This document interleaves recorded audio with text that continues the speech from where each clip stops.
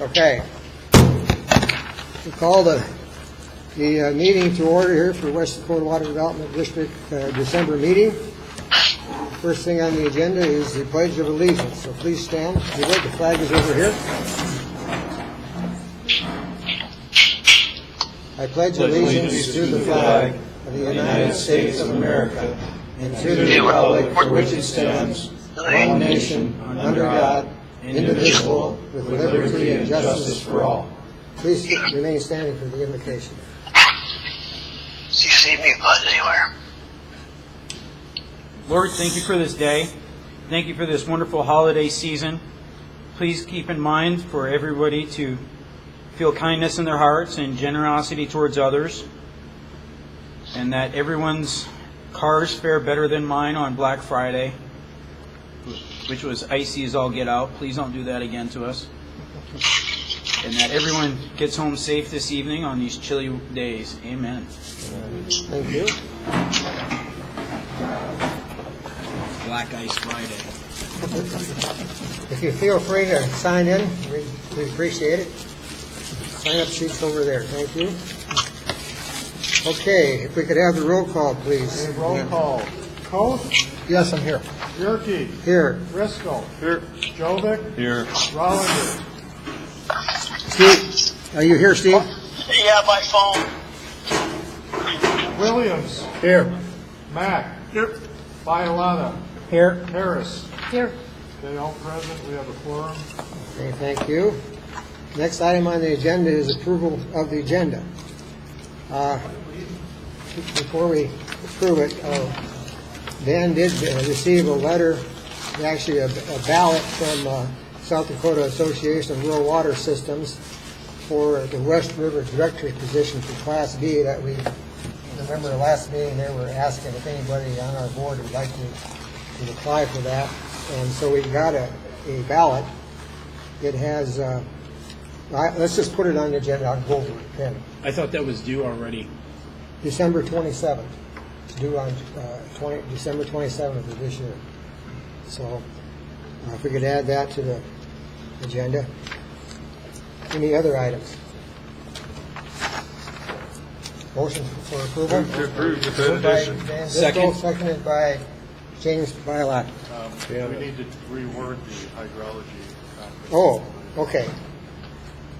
Just hold on. One more addendum. Yeah, it's actually a correction on item number 9, which says USGS Hydrology Conference funding. That actually is not the right description. It's Western South Dakota Hydrology Conference, and that's for the 2020 conference. And so if we could change that. And then the other item that I noticed, item number 5, this is the next item, it says November 9th meeting, and it's actually the November 12th meeting. So What number was that again? Number 5. Number 5 should be number. should be the 12th instead of the 9th. Just a typo. So is that okay with the motion maker and Yep, second? you I'll bet. second that. Okay. All in favor of the motion indicate by saying aye. Aye. Opposed, same sign. Motion carried. Okay, the next item then is the approval of the minutes from the January 12th meeting. Is there any corrections?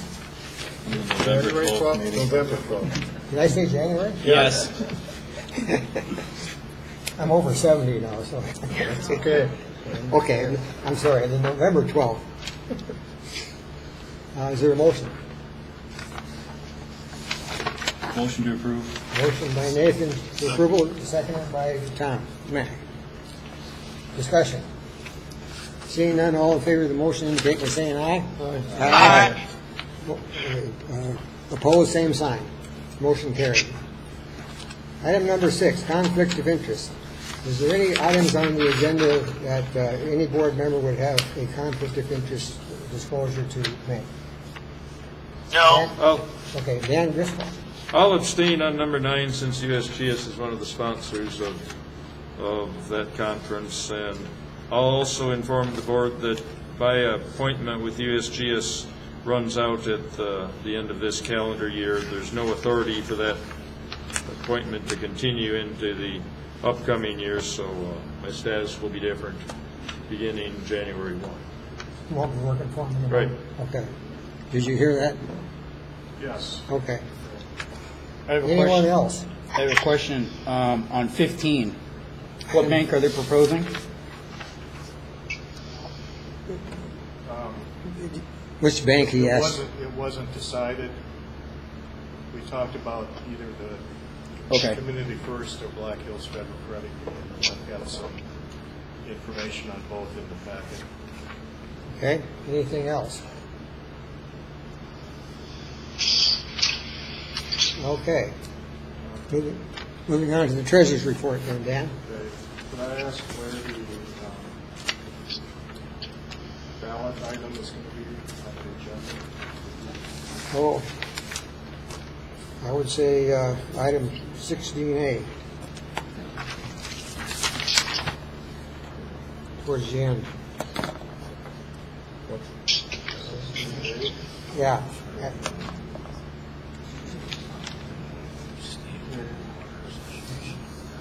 So the treasurer's report then.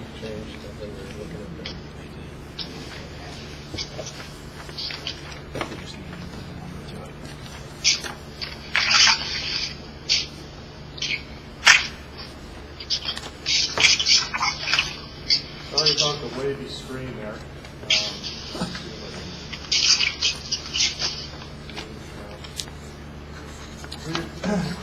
Tax levy received to date is about 200,000, so that's about right on what our levy was.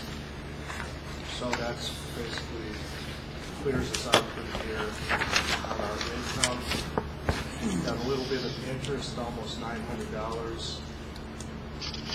Funds on hand, so that brings us up to about $531,000 in checking and savings. And admin,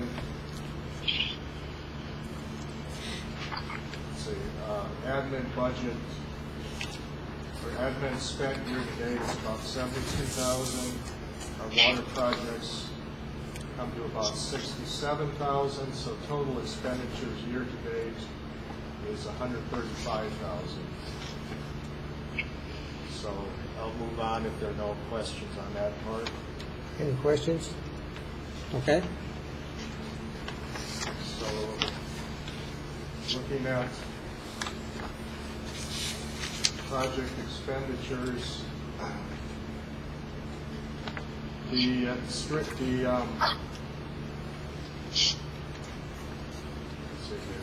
Deerfield, Pecola, and Missouri River allotment will be completed this month.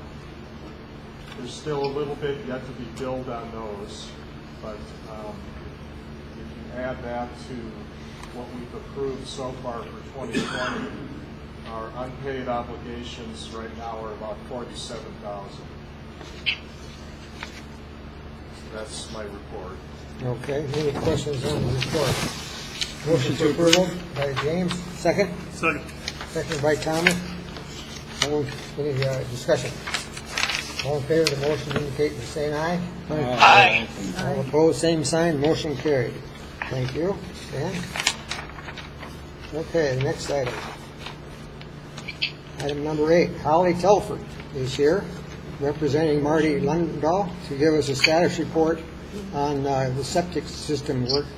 We had a little discussion about that last, we've allocated $5,000 towards your project, and I know there's some issues there, so the board members wanted you to come and give us a status report on your project.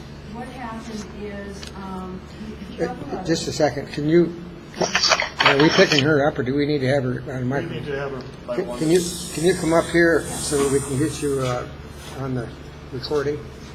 Okay, go ahead. Where's your recording, right here? You can just talk right here. What happened is, he got the letter, Mr. Grover did, and he kept telling me that he couldn't start the job until August 1st, and because he had family commitments on a reunion or something. So I kept contacting him, and he also cashed the deposit on the difference of the $5,000 in the contract. I also had paid for the tank. So everything was performed on my end. So August 1st comes around, and it turns out when he was supposed to start the job, he contacted one of the bidders. And if you'll remember, there was 2 bids in the 20,000s. One was at 21, almost 22, and then there was a second bid at over 20,000 at almost 21. So he contacted the bidder that was a backhoe, name of it, Roshnik or something like that, and asked him about the bid, and felt he bid it too low. So we have a county meeting. We went to a county meeting. Is it back? Something Roshnet? No, that's Grover's bid. That's Grover's bid. That's yeah. Grover's bid. 9,000. But there was 4 bids that went published online, and so he checked the bids online and got a hold of one of the bidders, Roshnet, backhoe or something like that. And they had come in at 21,000. So he felt when it was time to complete performance on the contract, he felt, well, I underbid it. I said, well, you know, this was a public bidding process. You knew about it. You submitted your bid. This is a contract. It's subject to specific performance. You have to perform. So then what he wants to do is he wants to change the entire layout of the contract he performed on, and you have the map of that. I think it's on the back of the contract, or before the contract name. I just got the packet myself. There's some more information. So it's an aerial view right here. Oh, yes. Before the map. Okay. That was the contract that was submitted to the state, and by the way, the state approved that contract for aerial variance before the August 1st date. So that's the contract he committed to. That is the contract that includes his bids, his dig, his agreement to supply products.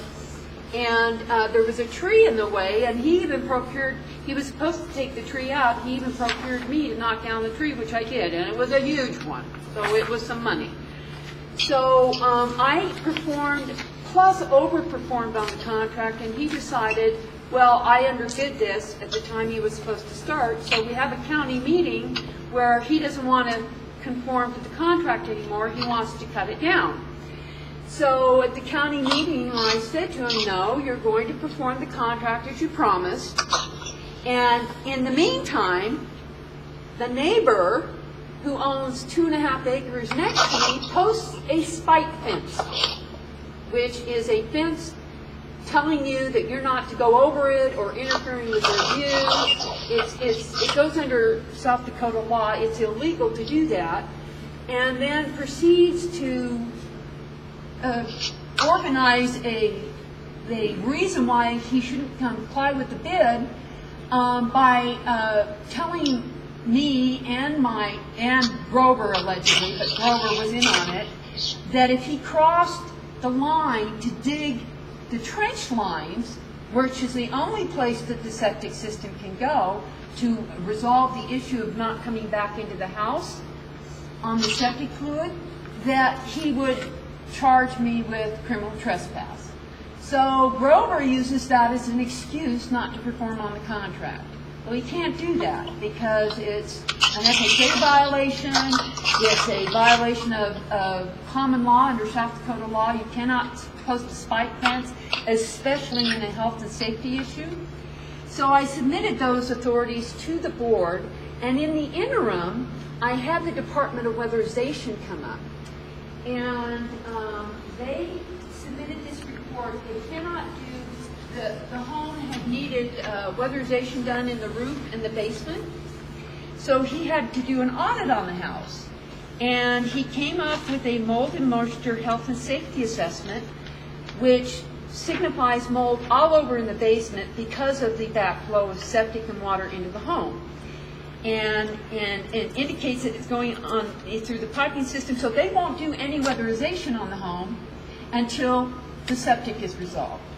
So right now, I've got the home closed off, and basically I'm barricaded in one room, which is all I'm heating. The water is off in the home, so the mold aggravates every time it rains because it not only comes backflow from the septic system, it also saturates the backyard and comes through the concrete and the block foundation. that's where he had discovered the mold, because they had removed the baseboard heaters, which were shorted because of the water that backflushed into the house, and they put cove heaters in. So, and there was mold all over where they removed the baseboard heaters. So where is the what is the status of it right now? They're not going to. The Weatherization Department is not going to touch it. I sued David in federal court, and the judge still has not issued a ruling on it for specific performance to get him to perform the contract as promised. Is there any indication as to when he will rule on this? The judge? Yes. I'm going to be filing a writ to force him to rule on it soon, because I shouldn't have to wait this. I actually brought the suit in at the end of August, when it became apparent to me that he wasn't going to perform on the contract. And I brought it under the Fair Housing Act, because we're a disabled household, we're a protected class, and you can get injunctions easier under the Fair Housing Act than you can do the regular injunction statute. And the judge hasn't ruled on it. It's been pending since August, so I'm going to be filing a writ forcing him to rule on the matter and at least enter an injunction to mitigate damages to get him to perform. Okay.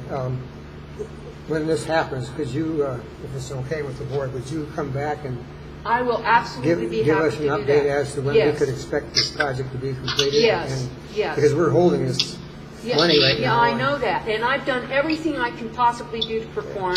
I've even, he knows that the action's been brought against him. He doesn't care. He said in the meeting, I'm too wealthy to care about that. Is there any questions from any of the board members? Nathan? Who is living in the home? Me. Okay, so who is Marty Lumen? She's my sister. She's a disabled vet. She was diagnosed with metastatic cancer in 2014. Has outlived she was given 2 months to live. Has outlived that diagnosis to date. I keep her in Wyoming because she cannot be subjected to this black mold. She also, from doing chemotherapy, she had brain surgery because it caused a brain aneurysm. So she has a kidney stent, she has a brain aneurysm. They want her to do another brain surgery and put in, instead of a coil, put in a stent. She's very susceptible to black mold, and her legs are also made of metal. So from the cancer that was belated cancer that was discovered. She owns a home, and she's classified as disabled. She's on SSI because she's still waiting for disability determination by the VA. And so I'm in the home because my constitution is more stubborn than hers, and I don't care about the black mold that's downstairs. I'm in an upstairs bedroom, so I try to avoid it as much as possible. So that's who Marty is my sister. And she's on SSI income. Where is she staying in Wyoming? She was in an apartment complex called Ranger Apartments, and now she's staying. I mean, is she staying with relatives, or does she have another house? She was there, another relative on the way opposite side of Wyoming, called Star Valley Ranch. But her plan is to come back to this home? Yeah, as soon as the home gets remediated, so that it's not a health concern for her, absolutely. And how much are you suing the contractor for? The contractor, I'm just doing a specific performance because there's no amount of damage. The damages can't be determined until he performs the work. Because there's a theory called mitigation of damages, which means that you have an obligation to do everything you can to avoid damages before bringing the suit. And then once the suit is brought, if you need to mitigate further damages, you have to bring an injunction. That's what I've done. That's the first course of action, is the injunction. The monetary damages are not determined until after the work is done. So you have an attorney hired? No, I do this myself. I don't have money for an attorney. Right. I'm on retirement income of $642 a month. So if we were to set a date by which you would know, what would that date be? I'm going to be filing the writ next week. So it depends on how long the 8th Circuit addresses the writ. Usually they take 2 to 3 weeks to address a writ. That's just to force him to open up the claim, rule on it, and issue an injunction. But here's the other problem. I don't know how easy it's going to be to do that job in the winter when the ground's frozen. I know that they do construction jobs with big units in the winter, but this isn't using a big unit. Yeah, I had the same question. If it's in, say, January, You have to put a ground you're heater probably, on it. what's that? You have to put a ground heater on it. You can do it. I'm sure. You can dig Yeah. when the ground's If you frozen? heat the ground, I guess what Yeah, you're you put a saying. ground Thawzall on it. You put It's a ground liquid heater. suit? It's like a big job site heater, and you put up a tarp. Something like they use for grave sites. Yeah. Yeah. So Just they the same heat thing. the unit? Heat the ground. Yeah, Oh, they heat heat it. the ground. Yeah, it's like Okay. propane or diesel heater, and you heat the ground with it. And that way, even a small piece of equipment, like a little mini track hoe, can do it. Just I need to guess back I it. guess what I would suggest is, as soon as you find out from the judge, Yes. if you could let us know what your Absolutely. status is. 'cause- And I'm just thinking defensively, that might be one of the considerations that a judge might have if he issues an injunction. Well, we're in the middle of winter season now, how easy is it going to be due to X? Because that thought came to my mind. So I always think of pros and cons of what a judge might think. So absolutely I will. I'll let you know the result of the writ, that there would be no reason why the Eighth Circuit would not order him to address that part of the claim. Okay, so when you find that out, could you get a hold of Dan and Yes. let him know so he could report back to Yes. us? Any other questions? Well, my question didn't get answered. So what? What would be a date if we set a date and said, you know, you tell us by this date I will know. Okay, I don't know, because you're dealing with a judge. They have their own schedules and they don't answer to anybody, especially federal judges. So in state court, they can establish a hearing date. They don't do that in federal court. Most of the paper is done on paperwork, and they just do it whenever they want to do it, because there's no time limitation set in the federal court under the rules. So I got one other question. Okay. Are you sure that this work is even possible? It sounds like, based on what you just said, that there's a fence that's blocking you from the ability to extend He was drain also field sued. lines. The neighbor was also sued to pull down the spike fence, because he can't do that.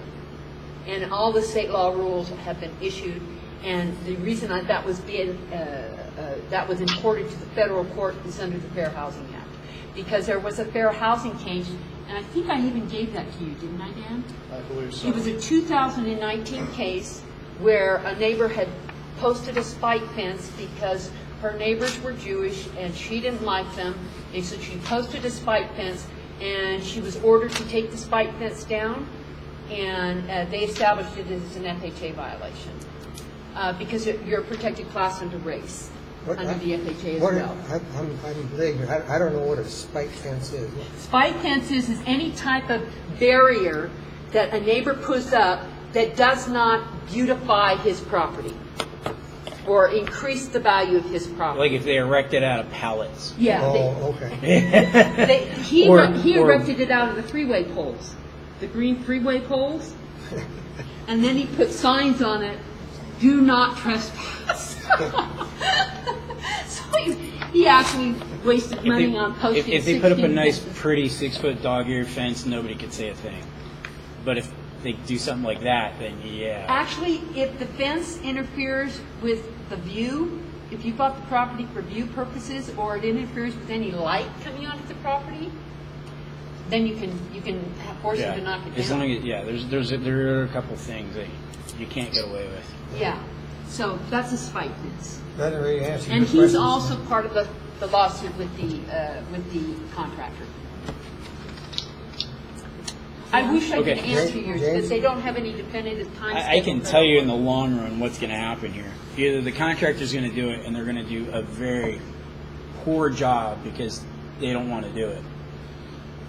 You should just call the sheriff to get your deposit back and sue him for the difference of the next bidder. Okay, well then the next bidder, unless I went to the guy that did the lowest bid that you actually was introduced at the last meeting, which was $6,500, and he agreed to do it for the $9,000 or maybe a little bit more, I could contact him. But the next bid to Yeah. his was 20 some odd thousand. Right. No, I would try to contact the second bidder. Yeah. Now And he's out in Hill City. demand that the other guy give you back your deposit, because you can inform him, hey, you can make this nice or we can make it bad, because the next bidder that's going to get it, you're going to pay the difference, because that by law is what's going to happen. The court's going to rule that if he doesn't do the work, which he can drag it out for a year and not do the work until they do a finalized writ, where then she has to do the work, then go back to the courts to get the actual sum. Believe me, I'm in construction. I see this all the time. Yeah. That's what's going to happen. So if we can get to the quick, contact the second bidder. I'll contact both of them. Contact the first bidder, going, hey, give us the deposit back, or this is going to get really bad real fast. And then I'll ask the second one that bidder was lower than him if he'll do it for his price, right, or maybe a little bit more, because the next It's highest winter, one yeah. that was almost 21,000, and that's who he talked to come back to me and say, well, I underbid it. Say, Linda, here's Yes. Okay. next question. I guess for our purposes, and I think Nathan's intent is, how long are we going to keep this on the books? How about, let's make a date. How about our May meeting? If everybody would May be next year? May of 2020. Yes, that'd be great. That, I and certainly obviously, hope to have everything yeah, done. and if it, sooner, let us know sooner. But Yeah, I'm that by even. May, we need a final decision. Yeah, they want the Department of Weatherization is having me install a French drain around the house. And so I've got somebody who ordered the towable backhoe by Harbor Freight, because they had it on the Black Friday sale. I don't know if you guys are aware of that. It kind of manipulates on legs. It's not a motorized unit, but it works off a 9-horsepower unit. And he's got one. And so if I can get a member of my church maybe to help me for a lower fee just to build the backhoe or the drain, he's not. It has to be a licensed septic installer on the Right, other issue. yes. So I'm going to leave the drain open. That'll leave part of the work done that was supposed to have been done during the septic install, because they have to tie into the existing drain from the house. Okay. So is that So I'm going to be doing that. okay? But our May meeting. Yes. I certainly hope to have it done by then. I Yes. think Nathan had a question first. So I've got a question first off, as far as when was this approved? Does May represent the 1-year mark? No, it says July. July? It was approved in July 9th, the day we signed that I think it was in contract. July. It was July 9th, the day Yeah. Grover signed It the was in July. contract. Okay. That's when we approved it? Yes. Okay. Okay, so there is a year statute of limitations on your, No, I don't think so, but, I mean, there has to come a point in time where, we call it, so. yeah. I'm so We sorry understand you this have a happened. problem, and that's why we voted for it. But Yeah, like Nathan I'm says, very assertive, and I'm a get the job done person. Anybody you speak to me will validate that information. Ron, do you have a I question? hate to nag people to do things. I'd rather do it myself. Yes. I had one, comment, and it's kind of been discussed a little bit, is, we approved this in July based on this application meeting all the requirements, and there's obviously a lot of circumstances that are coming into play. And if we agreed to try and help her, I think we should try and help her.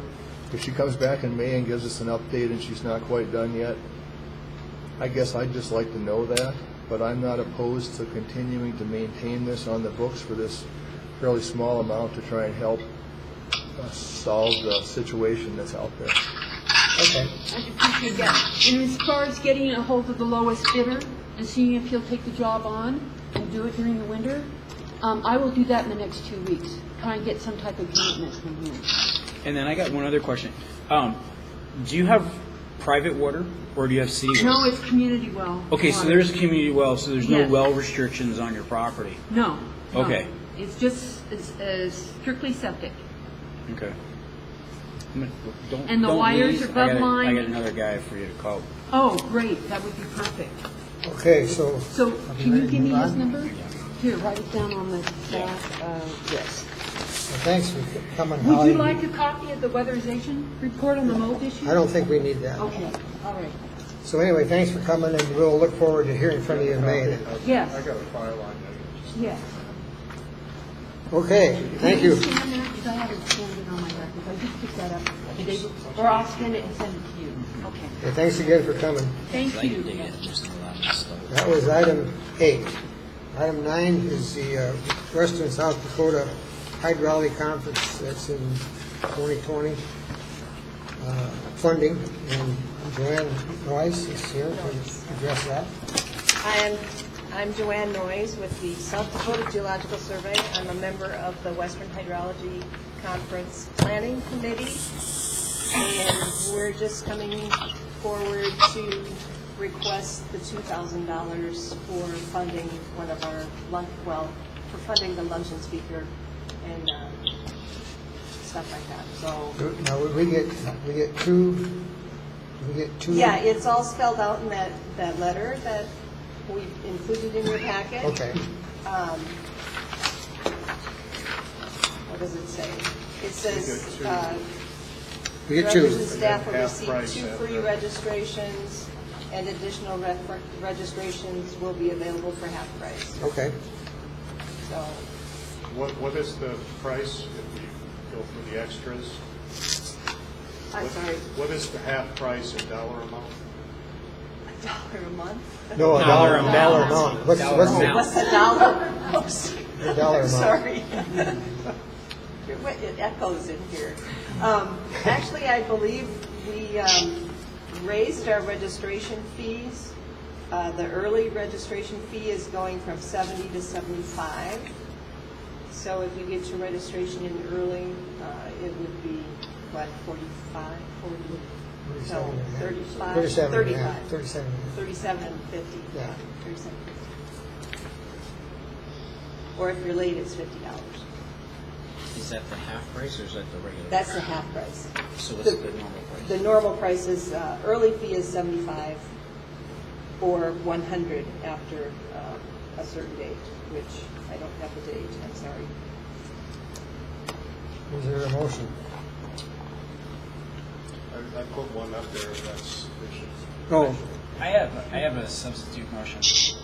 I'm just doing the dollars. Now, I don't suggest that we don't go, but it seems far more inexpensive for us to send everybody at the full rate than being a sponsor. We could send every individual at the board and the audience, and it would still be cheaper than the $2,000. I don't think, Guys, I probably won't be able to go this year. okay.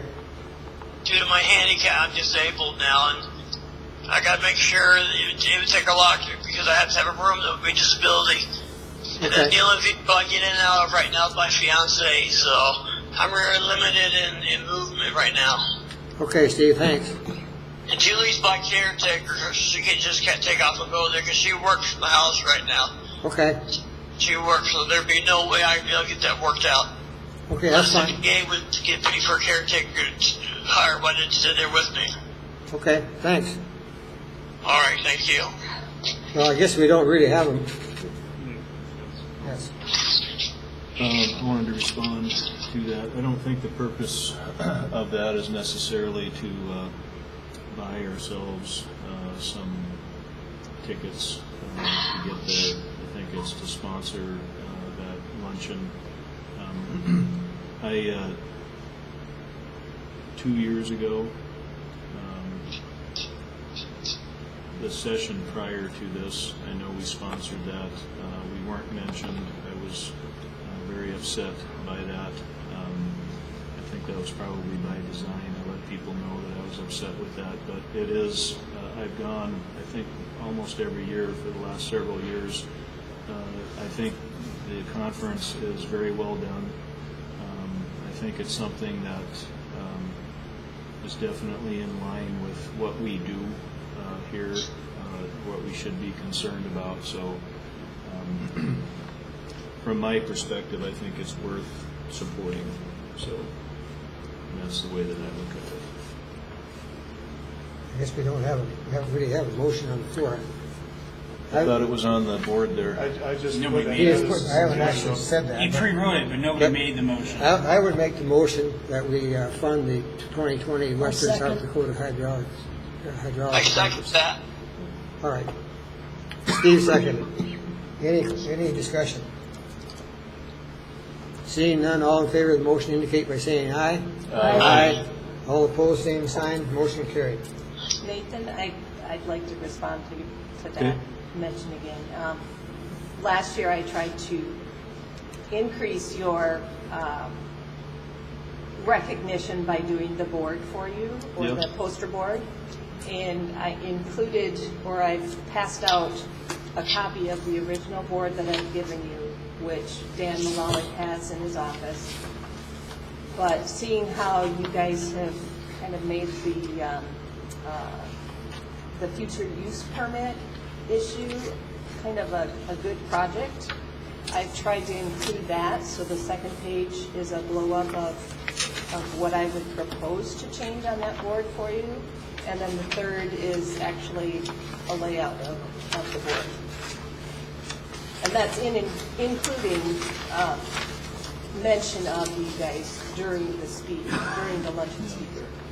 That was Thank set, you for that. That was set up right by the door last year. As we, Yeah, I apologize, the interstate was closed, so I didn't make it. yeah, okay.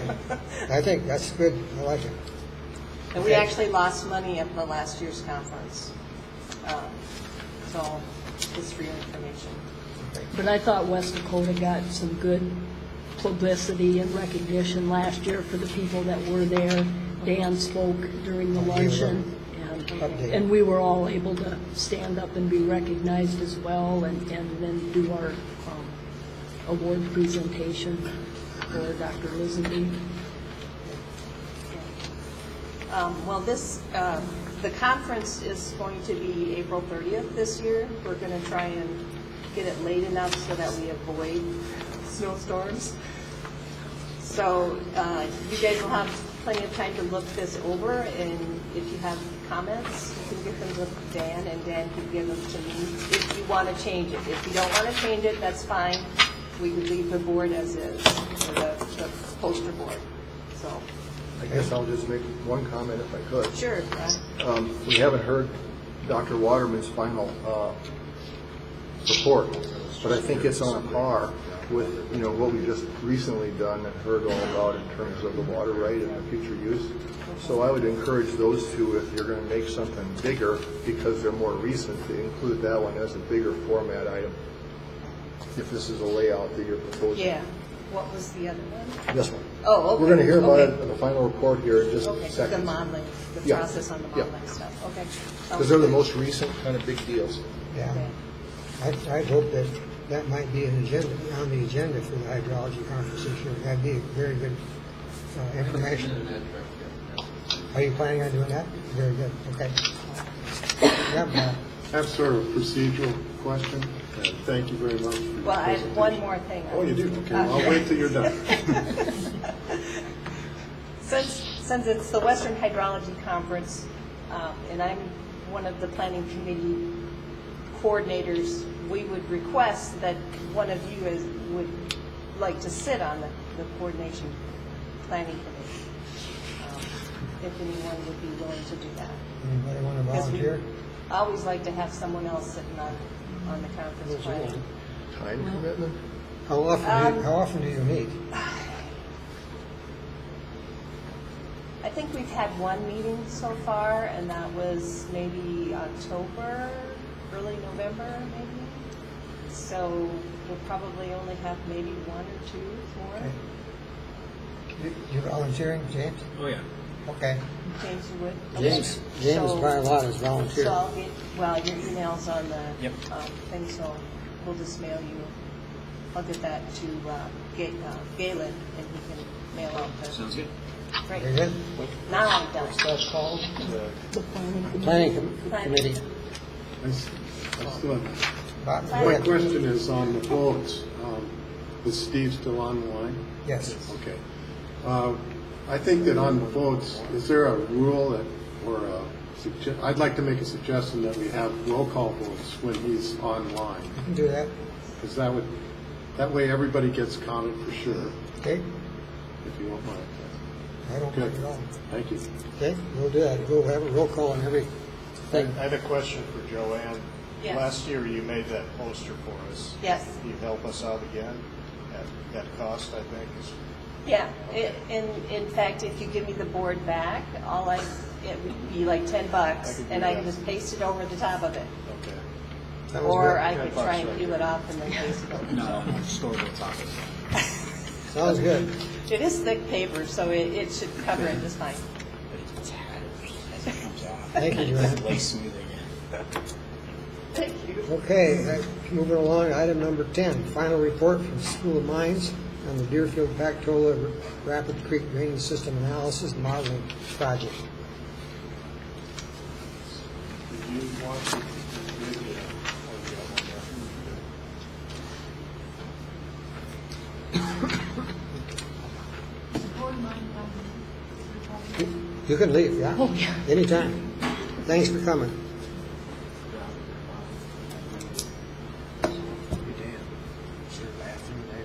Yeah. Oh, somebody asked about the bathroom. There is a bathroom here. There's a little door right there by that blue thing. It's, Should we take a break before we start? yeah. Okay, let's take a 10-minute break. Are you recording? Yeah. So it's the end of the break, so now we're going to move on to item 10, which we introduced just earlier. School of Mines is here to give, I guess, the final presentation. Is that right? Final presentation here. Here. Yeah. Okay. Here. That'll be the first topic of discussion. We're going to be doing some meetings with the stakeholders to transfer the technologies, the model we developed. Yeah, you need to come Over up here, over there, somewhere there's a mic. Yeah. I'm going to come over here. I'm going to sit just so I'm out of everybody's way. Okay, that sounds good. Thanks for coming. Yep. Yeah, so that You have the floor. this is. I asked Dan, what was a reasonable time period for discussion. He said 30 minutes, so that's what I planned for here in this talk, just to prepare you. And over here I've highlighted my graduate student who is responsible for. I mean, it's her work really, but they've got finals this week. It wasn't convenient for her to show up for this, but in the following week, as she's preparing to leave and go on to her next life beyond the School of Mines, we're going to do what we did back in the summertime, and we'll have like a morning or afternoon session for people that can only come during the day, and then an evening session for people that can only come during the evening, and kind of do a brief discussion of this, but also primarily with the intent of passing on the model to the users, to anybody who might want to use it. Okay. So ultimately the point of this analysis is to answer the question is, can we use the water resource that we have better than the way that it's currently being used, or the way that it's currently being managed? And the first half of this talk, I'm primarily just going to be setting up the problem, or what I consider to be the problem. And then the second part, I'll go into the analysis and the results. So this first slide is just some brief overview. This is our Rapid Creek watershed, and obviously, according to the title, we're modeling Deerfield and Pecola. And we've also got a part of the stream that we're routing flow through. But this just kind of sets up what it is that we're contending with. These two reservoirs interact with each other and need to be managed as a system. So the next two slides, the point of them is to demonstrate what a reservoir is generally used for. And this is a graph of the daily mean flows coming into Pecola over the 61 years of record that we've been working with. And you can see that on average there's 38,000 acre feet coming in, which equates to 52.4 CFS. And then the point of this is not to show what that looks like, but to show the next slide. So if you could go to the next one.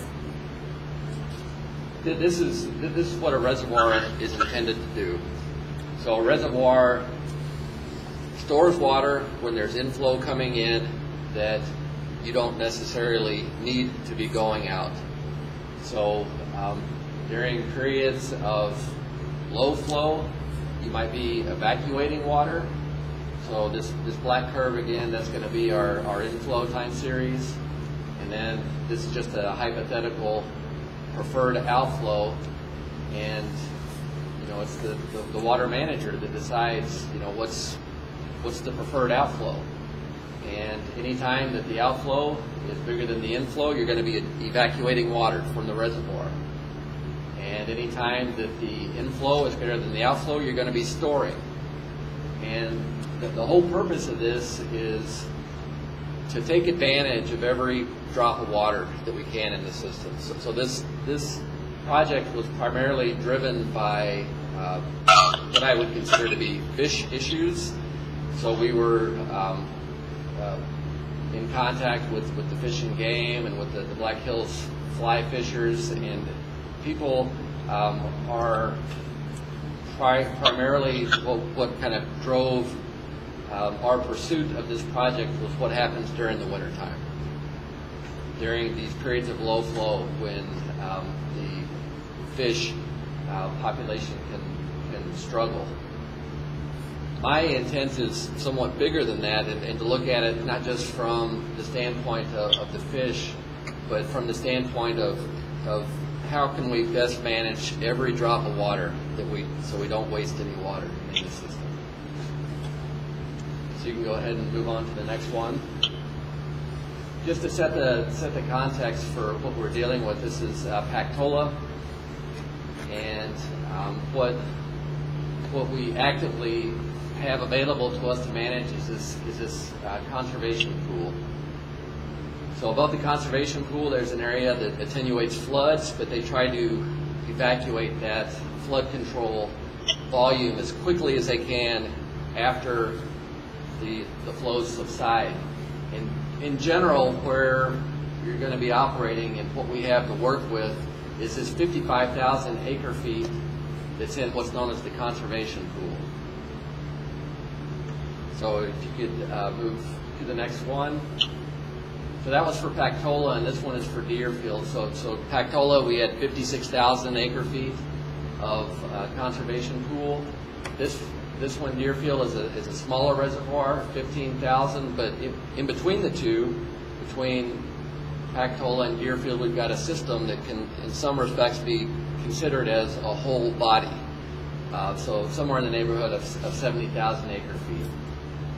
Now the discussion that I'm going to proceed with to I guess make my case or make the argument that I think that the analysis lends itself to, we're going to be focusing on Pecola because it's easier to focus in on one to explain sort of the relevant processes and management decisions. But the model that we built, the two reservoirs are a system. They're talking to each other. So if you could proceed to the next slide. So from this point forward, I'm going to be kind of focusing on Pecola just because it's easier not to be going back and forth talking about guide curves between two different reservoirs. But this is the Pecola guide curve, and you can see that the way that they like to operate, that this is time, January, July, and then December. That during the winter time they operate preferably at 4576.2 feet, and then during the summertime when the high spring flows start to happen, they like to raise this level up to 4580.2. So this is by the guide curve, this is the level of the the conservation pool that the Bureau and the City of Rapid City manages according to however they want to set this level and however they want the outflows. What's particularly significant about this with respect to what I'm going to be talking about is we've got 56,000 acre feet of pool to work with. This area where they prefer to operate is 3,250 acre feet. So they're under ideal conditions, they're making use of about 10% of the volume of the reservoir.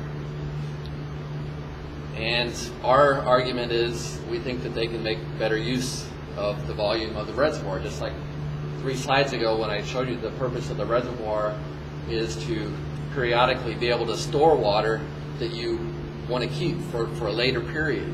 If you're only giving yourself 3,250 acre feet to play with, your ability to hold that water for later is limited to that. So if you could proceed to the next slide. This slide is based on the last talk I gave on this issue. For some reason, my brain tends to think in terms of buckets. And, I use a lot of buckets in my classes to demonstrate many complex phenomena. If this bucket represents the conservation pool of Pecola, which is 56,000 acre feet, that 3,250 acre feet that they give themselves to operate with is indicated by that mark right there. So if this bucket all the way up to the top, very top crest of it is 56,000 acre feet, this is how they operate in this very narrow operating zone. You have to recognize that on average there's 38,000 feet coming in, or 38,000 acre feet coming in. On the median, 31,000 acre feet, which is about half to 2/3 of the bucket. So you've got all this water coming in and you're giving yourself this much opportunity to store for a time when you might need that water more. So the next slide. And this again it demonstrates that point.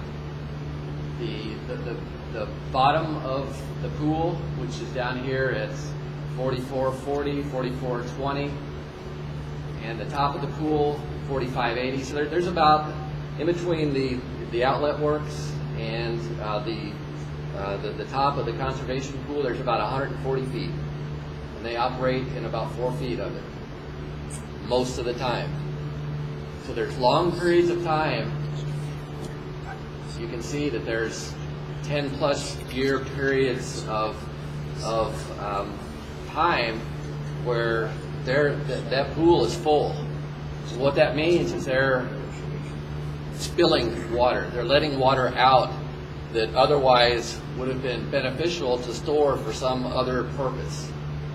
So our kind of to refine the question that I posed at the beginning, which was, can we operate this system in a more effective way, a more judicious way? We can refine that question and say, during the year following a near full pool, can we discharge more winter water for fish?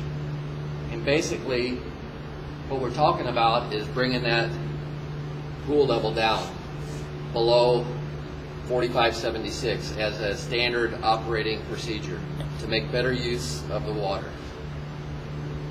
What this allows us to do, it means that if a big storm comes through, we've got volume to be able to store that water, A, so we can use it later, B, so we don't have to release flood flows that are potentially going to damage downstream properties.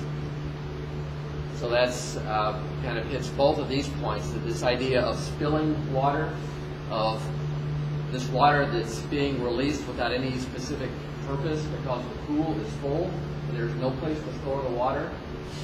We're proposing that we reduce that amount of spilled water, capture more high flow events, and we recognize that the risk of doing that is the risk that we're going to run the pool dry. That if we recommend, instead of coming into the winter or going into the end of the winter at 45.76, if we're coming in at 45.70, and then we have a sequence of low inflows, dry drought period, where we've increased the risk that the pool goes dry. These periods here, these are ones that we're concerned about. These are the periods where, at this point the reservoir was down to half capacity, and people were concerned, and rightfully so. We need to evaluate the risk of running that pool dry and kind of comparing it against different alternatives.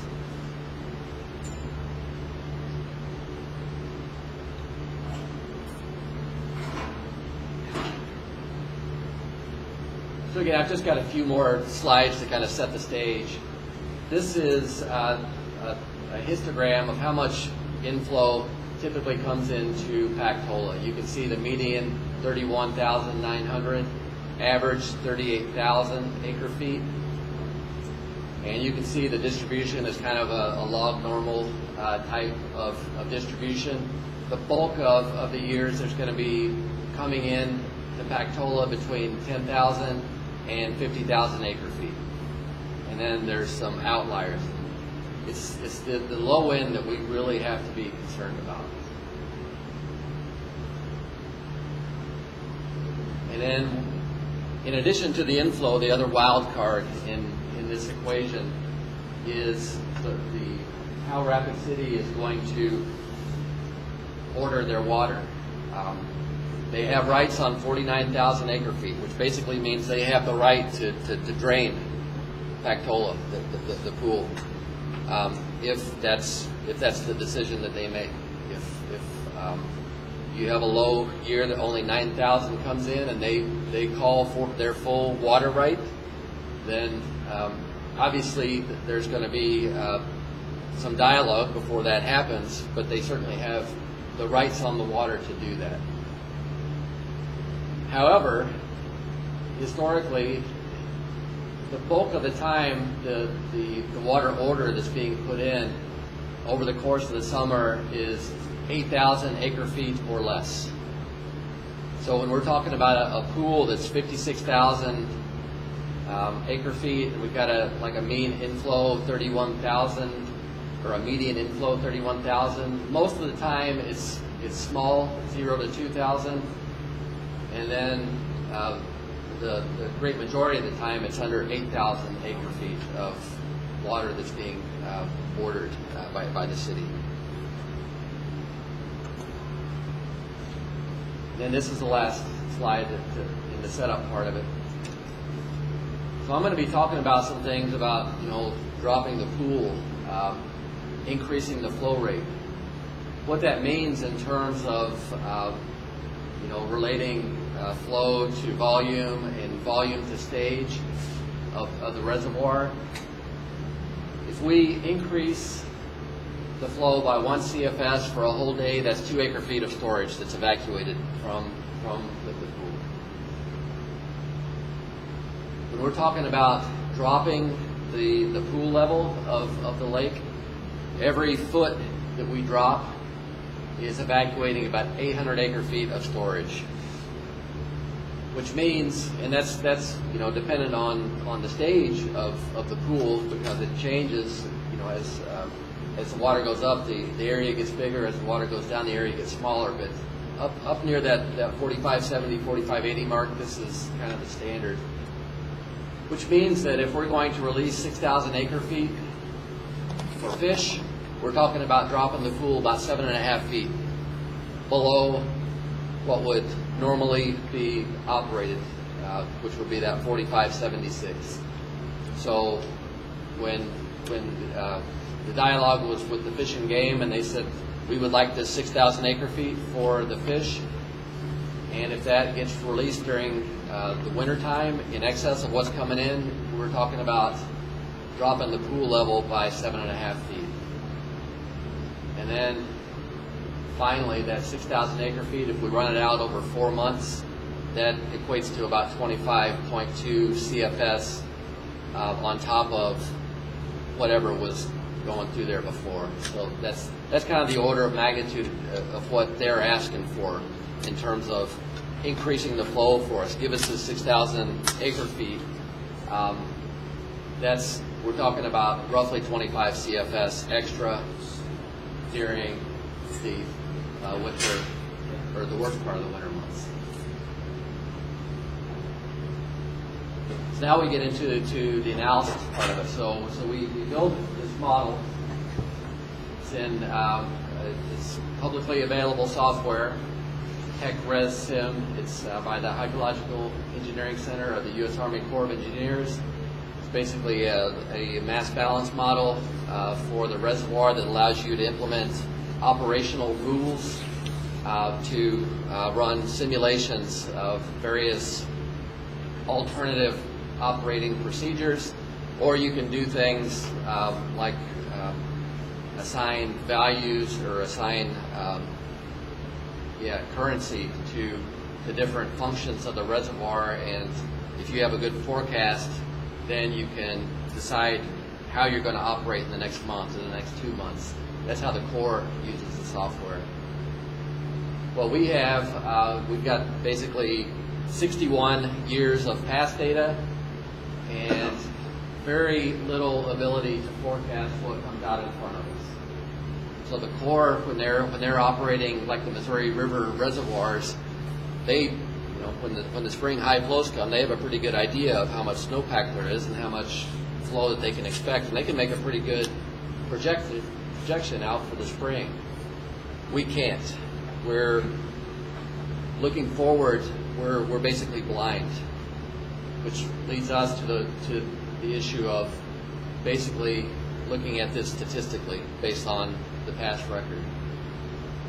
So rather than just sticking with the past 61 years and just running them in the sequence and seeing what's going to happen, it doesn't really tell us very much because that's one possibility of things that could happen. And if we said, yeah, we can drop the pool down to 4570 and it didn't do anything during this 61-year period, you would rightfully say that's one case.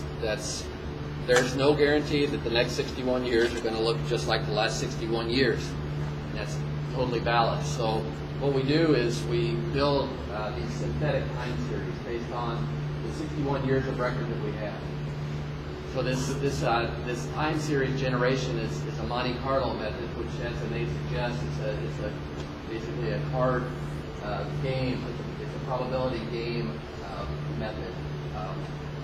So where we're taking all 61 years of data, if you imagine that we write out the time series on a card, and we have 61 cards, and we pick one, and we do it 60 times, and we put the card back in the hat. Then we build a new 60-year time series. And then we start over again, and we build a new 60-year time series, and we do it over and over and over again to recombine these things in many different ways to look at many different possibilities of what could happen in the future. Now, a purely random sampling method is based on the principle of statistical independence of occurrences. So if year 1 and year 2, if those time series, or let's say that the volume of flow is totally random, one has no bearing on the other, then you put all 61 cards into the hat and you draw randomly. What we observed when looking at the time series is that there appears to be dependence of year I, so let's say year 2019, has some bearing on what we're going to see in the following year, 2020. So what we do is we run a conditional probability based on our past 61 years of data, and we look at each year, we classify it as either dry or wet, where that standard is dry means that it's drier than the median value, which was about 31,800 acre feet.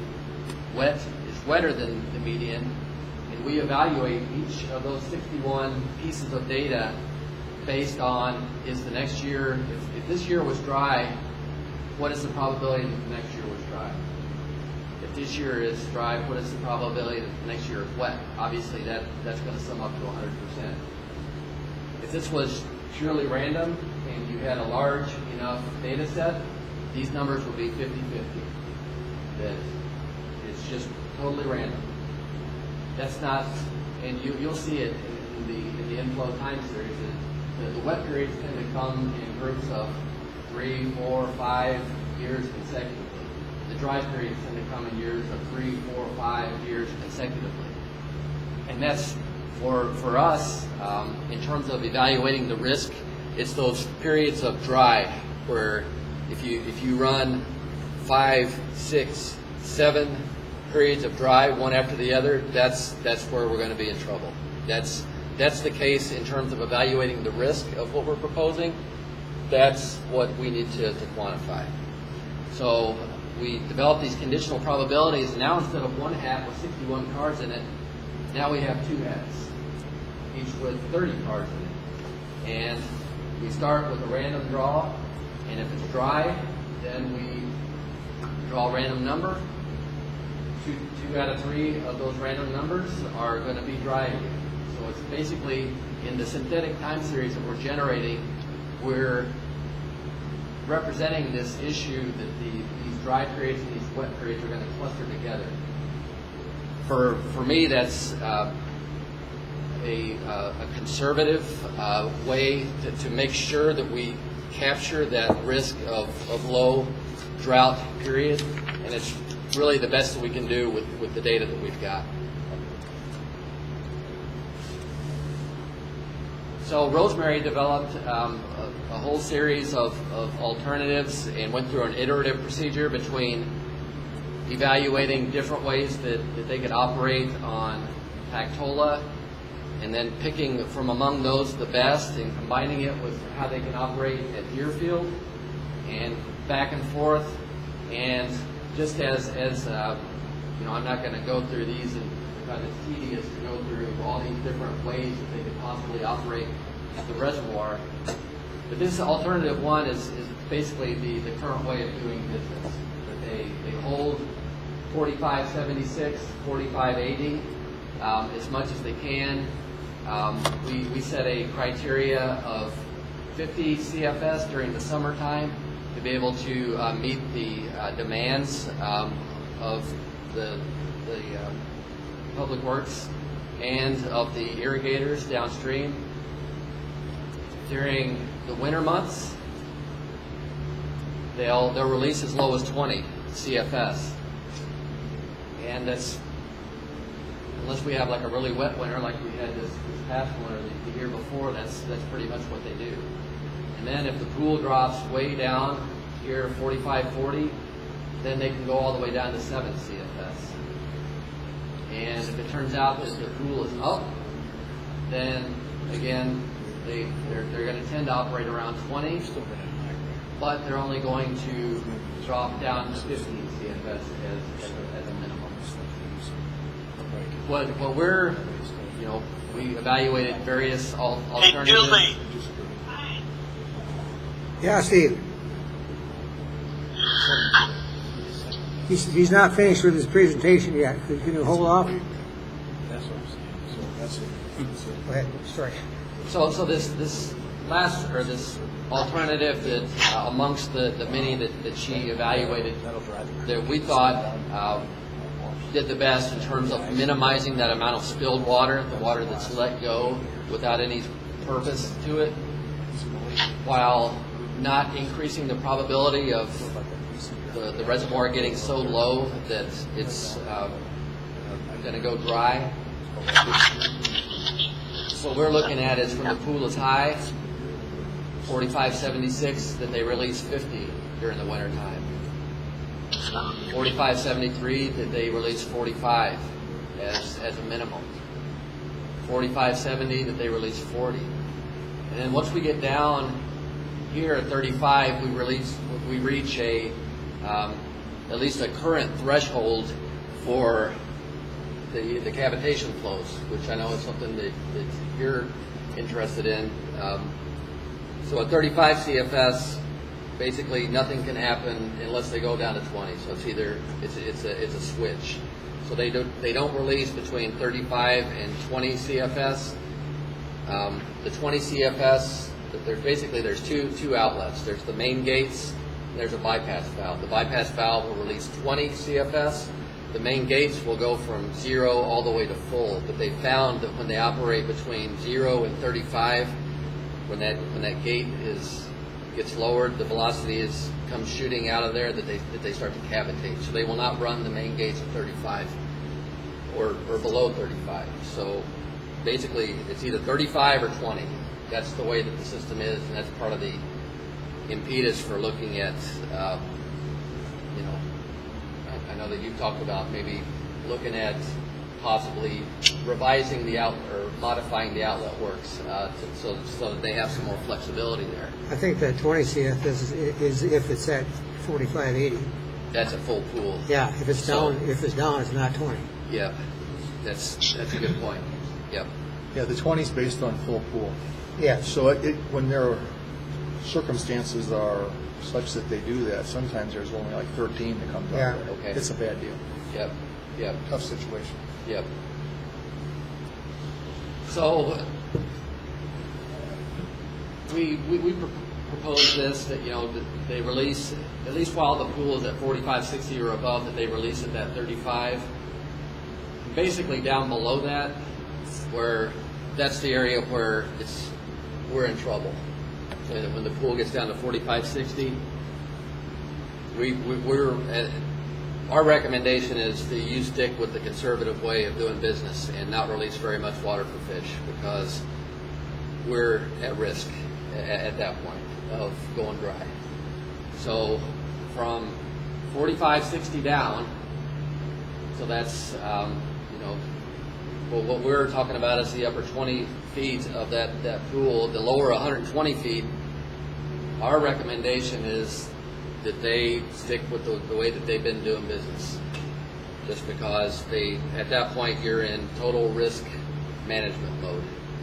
That you get down to half capacity, and if the next year is dry and you have a big water call, then you're in trouble. So you can move on to the next one.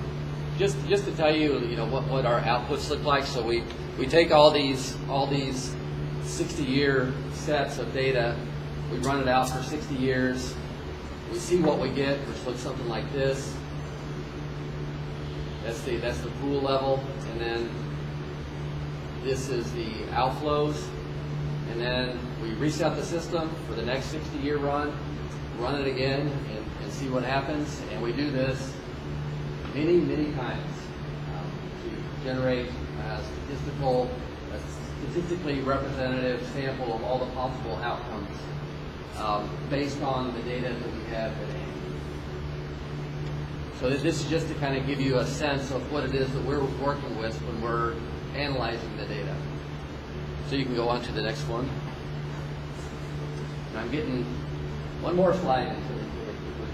My throat's starting to get at the end of its life too. So what we found in between these two alternatives that Rosemary and I thought were the best, or 7 was we thought the best. 1 is like the current way of doing business. The way that they do business now with the pool basically full as much as possible all the time, on average,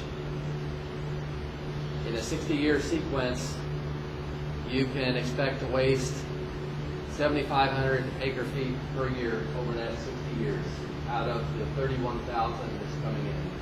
That they're just letting that water go. It's a flood. There's no room in the pool, and it's gone.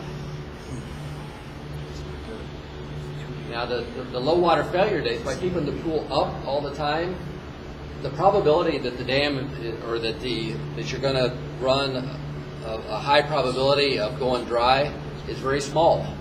It's 0.1%, so about 1 in 1,000.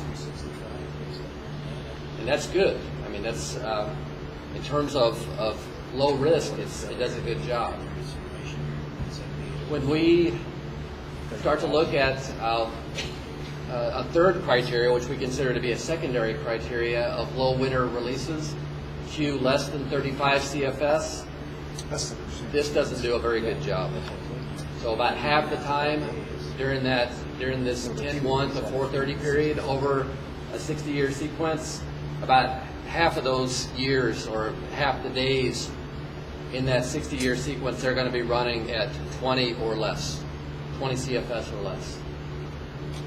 And that's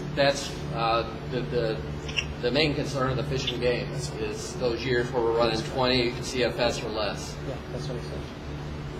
Now, this alternative 7, we do not eliminate that. We can't eliminate that if we want to maintain a reasonable probability of failure.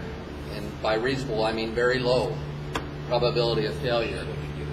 But what we do see by dropping the level of the pool that we operate in, we're able to store more water. We're able to capture floods that come in that otherwise would have been washed through, and we can then use that water later. So now we're still spilling water. We can't prevent getting into the flood pool, else we wouldn't need a flood pool. But we do minimize or drop it significantly, by about a third.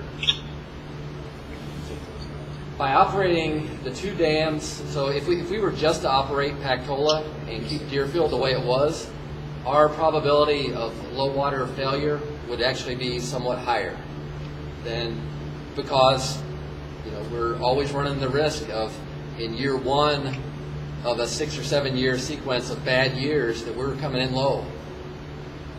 But by operating the 2 reservoirs in tandem as a unit, as compared to how they're doing it now, which is basically keep Deerfield all the way up to the spillway, then we're actually able to drop the probability of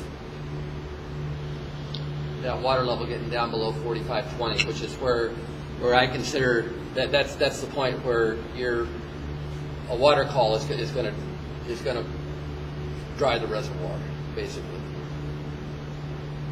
In terms of, so we've got, I told you we ran the 60-year sequence many, many times. Well, it turns out many, many times for these 2 cases were 30,000 years. So it was 560-year sequences. In 178 of those years, at some point during the year, alternative 1 left the reservoir in a risky state. In alternative 7, which is this one down here, 127 years out of the 30,000. So you're talking about 1 in 250 in terms of overall probability of this being at a state where people should be genuinely concerned that we're going to run out of water. So this is low, but certainly not trivial. And it was important for us to quantify that and to make that a point of the analysis that anything that we do in terms of benefiting fish has to be secondary to keeping our reservoir from running dry and not being able to supply Rapid City with water. So I just have one more, the conclusions slide. So basically, point 1 is just a statement of fact as opposed to a conclusion. The Deerfield Pecola system is currently operated very conservatively, with the pool maintained nearly full as much as possible, which basically means that they don't have, when things are good, they don't have the capacity to store water or store new water. And then number 2 is kind of the real conclusions, which is evaluating our analysis by allowing the pool level to drop lower, potentially as much as 4560 while still releasing 35 CFS, then we still are able to improve the functionality of the system. So we at this point, we have greater winter releases to improve the health of the fish population. This is very important for the city of Rapid City as a a community that relies very heavily on tourism. This is part of our community. This issue of having a cold water fishery is part of Rapid City. It's going to give us the greater ability to capture spring, summer floods without operating under flood release rules, which means that instead of releasing 300, 400, 500 CFS during a spring event when the pool's full, we catch that water and we keep it. People downstream that their banks are constantly moving because we're that it runs 300, 400 CFS all summer long. I mean, this year was an anomaly. It's not a good example because our reservoir isn't big enough to handle the type of flows that we got this year. I mean, it was crazy. But so those are those 2 points, and then this issue that we also considered very important, which was minimizing the risk that the pool would drop to dangerously low levels. I think that the statistics show that we do that, at least as well as we can make the assumption that this last 61 years of data in some way is statistically representative of any 61-year data set at some point in the future. There's certainly arguments that can be made about the climate changing, and maybe this my 61 years of data is not representative, that we're dealing in an environment of non-stationarity where statistics, the normal statistical rules don't apply. For me, this is what we've got. Going beyond that is, for me, it's speculation, and it's speculation that I don't have the expertise to be able to logically make. Now, what I can do with the models, I can tune. For instance, if I take that conditional probability and I turn it from 63% dry to 70% dry, and say maybe this is what represents the drier or the more extreme climate of the future, you can do that. You can evaluate that. I'm not going to sit here and say that, yeah, that's what the future climate is going to do. But if somebody wanted to evaluate that sort of analysis, that we can do it. So that's basically the talk. I don't know where I'm at in terms of my half an hour. I do know that my voice has got shot. So I'll, at this point, open it up. I have a comment. I worked for the city of Rapid City back, started in 1989 when the reservoir was 60 feet down. Yep. And at that time, the irrigators and the city of Rapid City had separate contracts for water from the Bureau of Reclamation. Yep. And so the controls on managing that water were pretty real loose. That's a good term. But one of the other components that we haven't really talked about is Pecola itself in terms of this recreation opportunity. Yes. That was a huge, huge factor during that drought. Yep. Because the marina people up there, the people that wanted to fish up there, were screaming at the Bureau of Reclamation in the city of Rapid City because they didn't want the pool level to drop for obvious reasons. And that's a huge economic factor in our area too, because people spend a lot of money on boats and going up there to recreate. Right. And it's a good fishery also. I mean, a lot of people fish up there. So. So that's a fourth function. That is a fourth function, and that's an important function, quite honestly. And to tweak that, to manage that during that drought period was tough for the people that were managing the water. Yeah. But one of the things I think, since we go back 61 years, the irrigators and the municipal industrial users weren't really concerned about how much water they were using. If it was there, they opened the gates. Yep. And so there wasn't any water conservation factor built into that at all. Yeah. And one of the things the drought did in the late 80s was it brought that to the top. I mean, we got to start conserving water. Yep. Everybody can't turn on their sprinklers and expect water to be there. Yep. And so there were some conservation measures that were put in there. But I'm a little bit, dropping that reservoir that far, you're going to have the recreational aspect of Pecola Reservoir, and maybe if we lower Deerfield, the same thing. Yep. Which is a factor, kind of actually a major factor. Whenever you have one of these multi-function analyses, you're basically to come to a firm decision. You have to be able to value one against the other. Yeah. And another thing I think is, now there's just one storage contract. It was always two contracts. The irrigators had a contract, 40-year contract. The city had a 40-year contract. And Ellsworth Air Force Base had a contract too, it has a contract.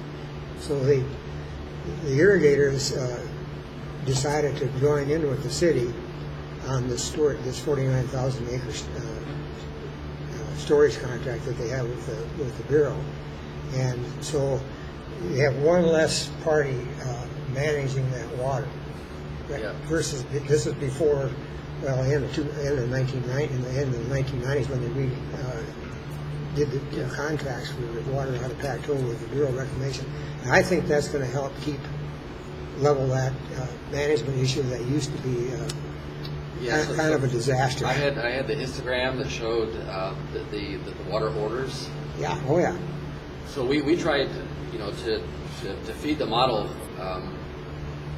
In any given year, we don't know how much the water order is going to be. So we tried to form some correlations between precipitation, between inflows to the reservoir, and it was like buckshot. I'm sure. And that's why. It's because there was, if the water was there, then open the valve. And so I think that you're right. That I think that we're probably in the era where a water call of 8,000 or 10,000 is probably more realistic. Even though they have right to 47,000, that's probably the more realistic value. Well, the other thing too is the underground source too, which was developed in the early 90s, and so they've been taking about 5,000 acre feet a year. There were 14,000 that they use now in groundwater. Yeah. Where they only had two small Melaleuca wells that they had before. The city, I'm talking about the city. Right. But see, the other thing is, and I totally agree with Ron, that valving system is only 60 years old, going on 70 years old up there, and not being able to manage that on the low flow side. Something needs to be done about that, like they did up in Deerfield back in the 90s when they changed that valving system. It was the same situation up there, and that works. I think that works really good now. So. Yeah, I mean, the model is set up to where anybody, we're turning it over. If you want to go in and see what happens if we're able to run from 20 to 35 and not constrained by that sort of physical threshold, you can see. You'll be able to see what happens. I think the Bureau of Reclamation needs to buy into this. Yeah.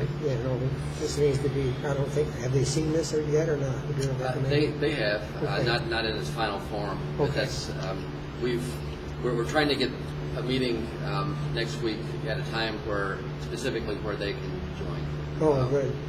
Because the Bureau has been very helpful providing us data and providing us input, but it's just been hard to kind of get us all together. Okay, that's all I have to say. Do you think the winter release schedule could be set up as a function of like snowpack? So basically, you could do it dynamically, make decisions. That would be incredible. It would be such an advance on the way that we're doing things now. It's just a matter of having that data, to be able to take an existing data set of variable snowpack and be able to make a forecast of this is what we think is going to happen during the spring, because that's to run a reservoir operations. Your biggest detractor is all the uncertainties, and that's one thing that would take uncertainty out of it, and it be the end all be all, but it would be an amazing advance on where we're at now. Does somebody track that right now with the snow? Hey, Dan, I have a question, too. Just a second. Are you- Not that I know of. No, other than just anecdotally. If you talk to the water, the guy from Rapid City that like outbreak, he knows how much snow is up there. But it's not like a database of, because it's variable. I mean, it varies in space. And what's important to us is what's on the basin, what's on Rapid Creek Basin. And there's remote sensing tools that people have developed to do just that. It just hasn't been developed here yet.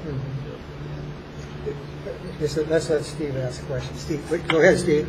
Okay, Dan Bierke had mentioned that in the summer bowl in Rapid City we go into that water conservation where we have every other day when you get water, and then you got a certain time you go out. How does that affect the models?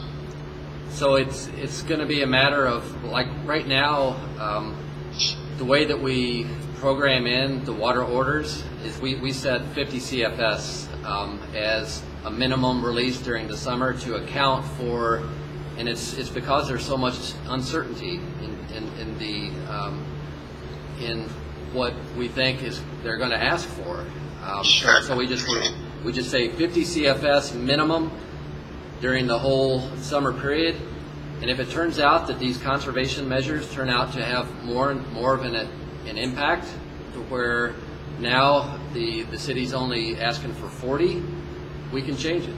We can change that minimum and see what happens. But right now, there's so much uncertainty in that water order issue, and it's laid out in the report that we've made some very crude assumptions, but they're certainly, it can be refined with more information and in the future.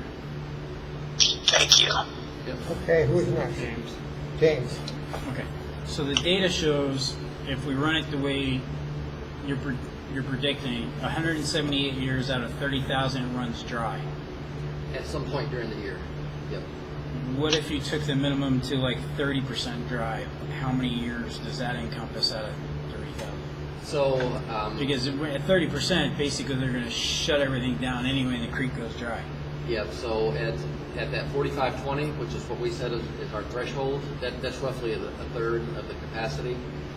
But there's still 80 feet of head on the gates. We started with, rather than that 4520 being our criteria for saying that it's dry and being a third capacity, we looked at basically literally dry, which is usually what people do in the literature. Mm-hmm. And we couldn't get, basically every alternative that we ran turned out to be 0%. That it just didn't happen.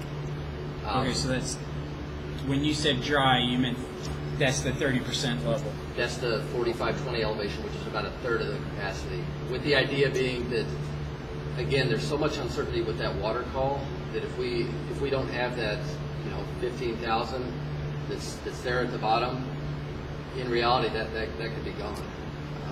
So that was kind of the rough logic for that 30, that 1/3 value. Well, first off, I'd just like to say thanks for coming back again and again and again to tell us about this, because it's a draw on your time to make fresh presentations, etc. But I'm really excited about this as a possible beginning point for some discussion.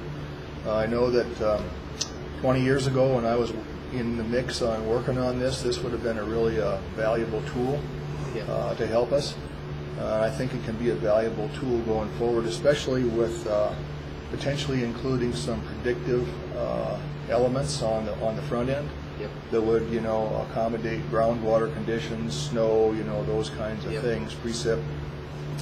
So hopefully we can figure out how to get that going. I know the Bureau has programs that would be available to the school, to the water board, to the city.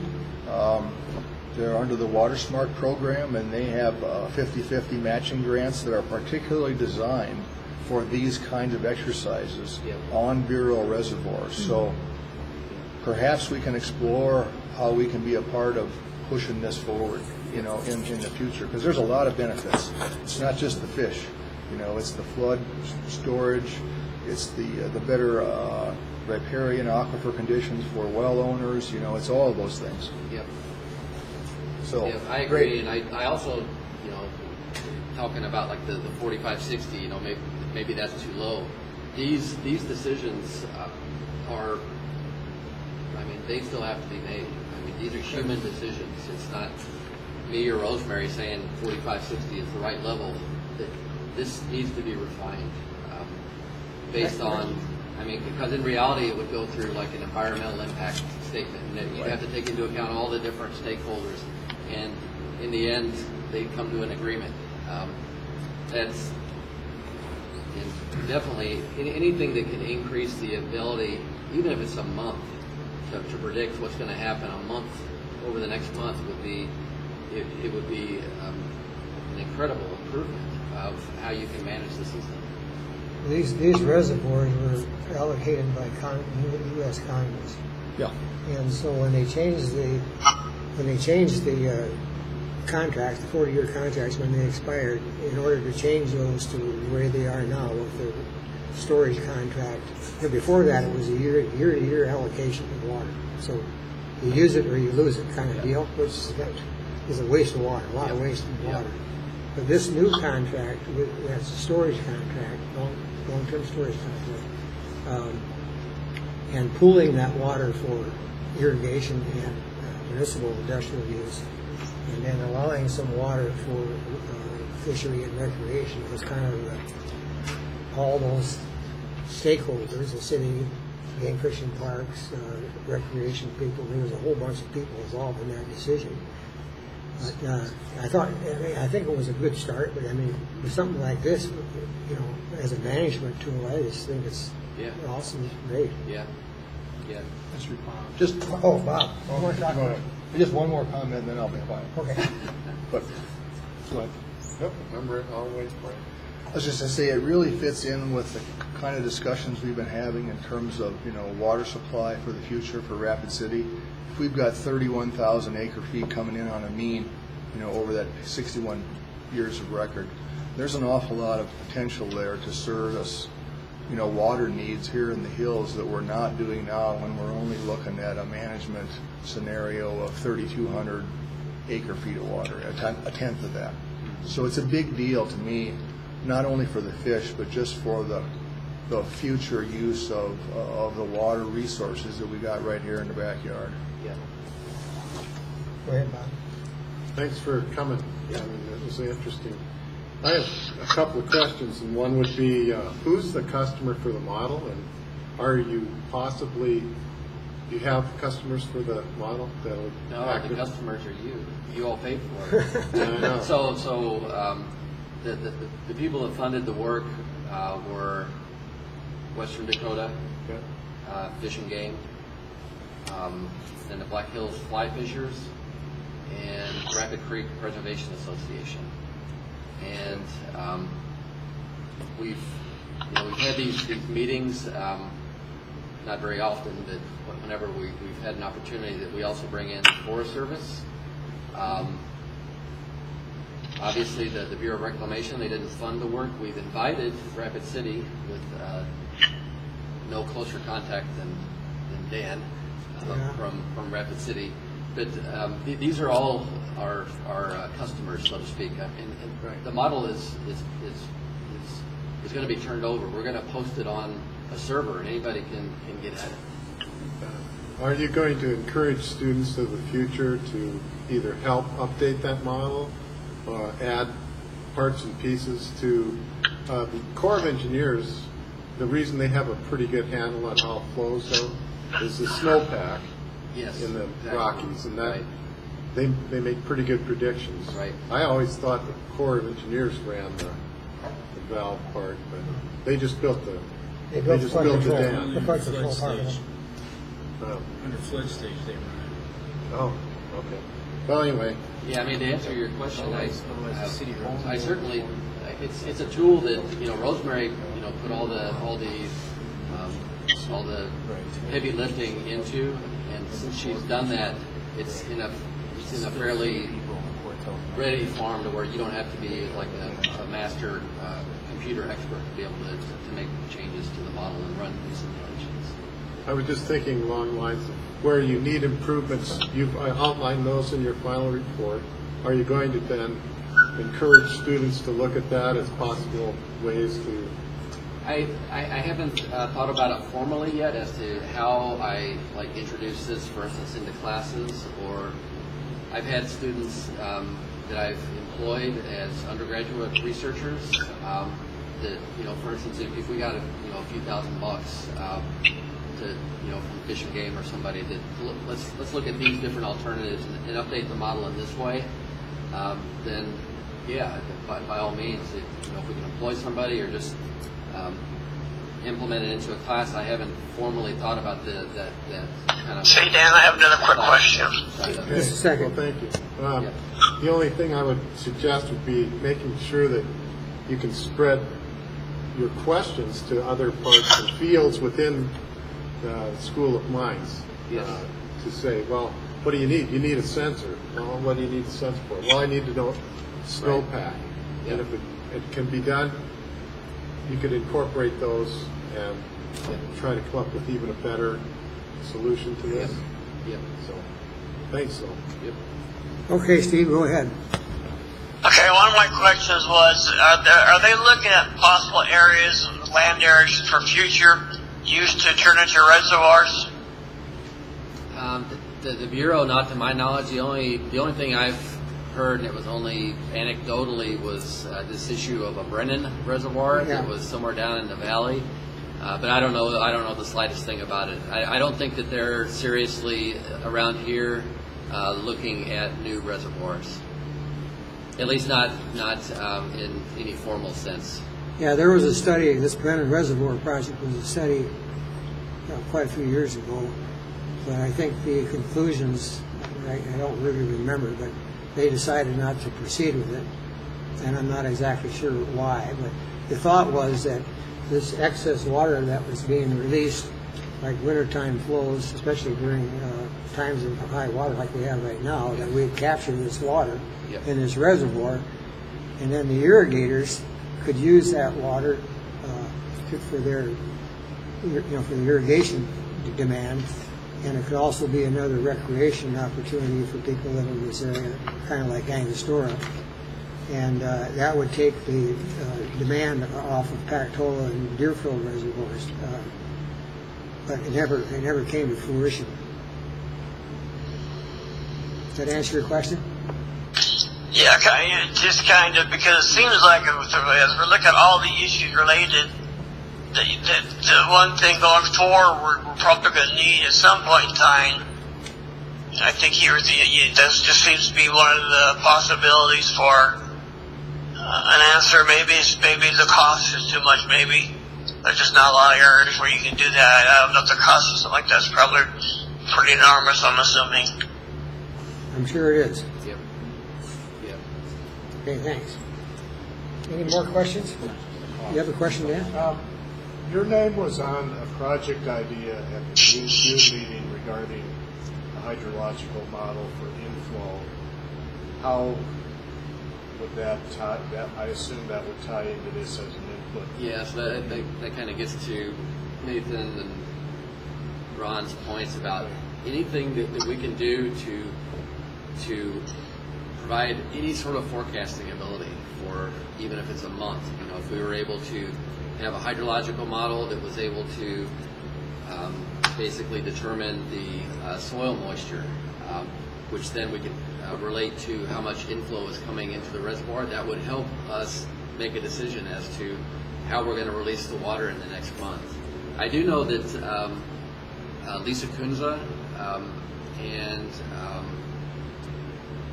I think Bill Capehart they're doing something, some sort of modeling activity. You talked about a grant, but it sounded like you'd have to have several players. That's right. Is there? I was thinking of like a NASA ROSES grant, which would take into account like remote sensing to try to, for both moisture and for snowpack, to try to bring that in. it requires a real commitment from whoever is managing the water resource, which in this case is Rapid City, and a close contact with NASA.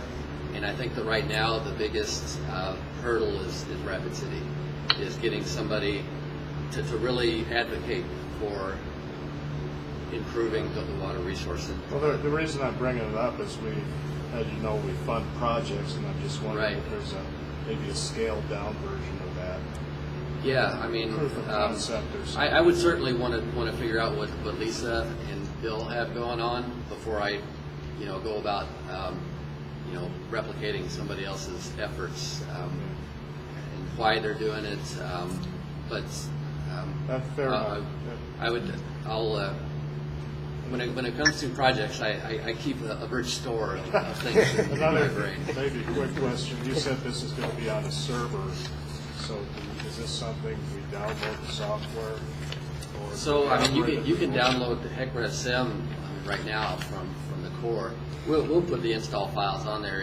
It's all just going to be like a package. So you're going to have your time series data, which is you don't want to have to generate 30,000 year time series unless you want to. You can.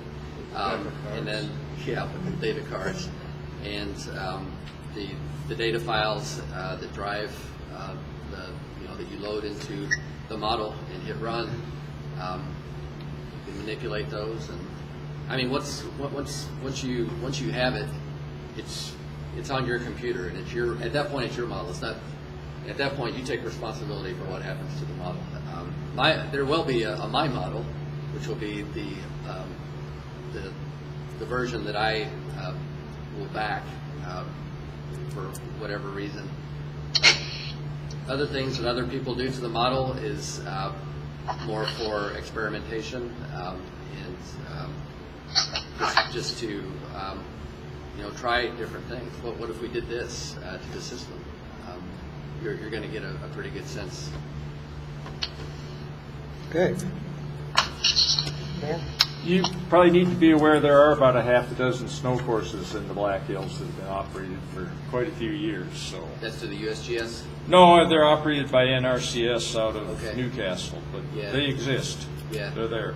So by a snow course, you mean? They've measured the snow there on a Oh, monthly okay. basis. So you said cores? Or Snow courses, they call it a snow course. It's a place Okay. where they go out and they measure the depth Yeah. of the snow on a monthly basis. Okay. So there's records Yeah. on that. They Okay. go back quite a few decades. Yeah. You see that in the paper once in a while. Yeah, what your percent of normal snowpack is. So. Yeah. Yeah. Yeah. Okay, well, thanks, David, for coming. Good job. Thank you. Okay, that was item 10. Item 11, annual meeting schedule. Thanks. Okay, so in the previous year, in 2018, we had moved to a 12-month schedule from the 7.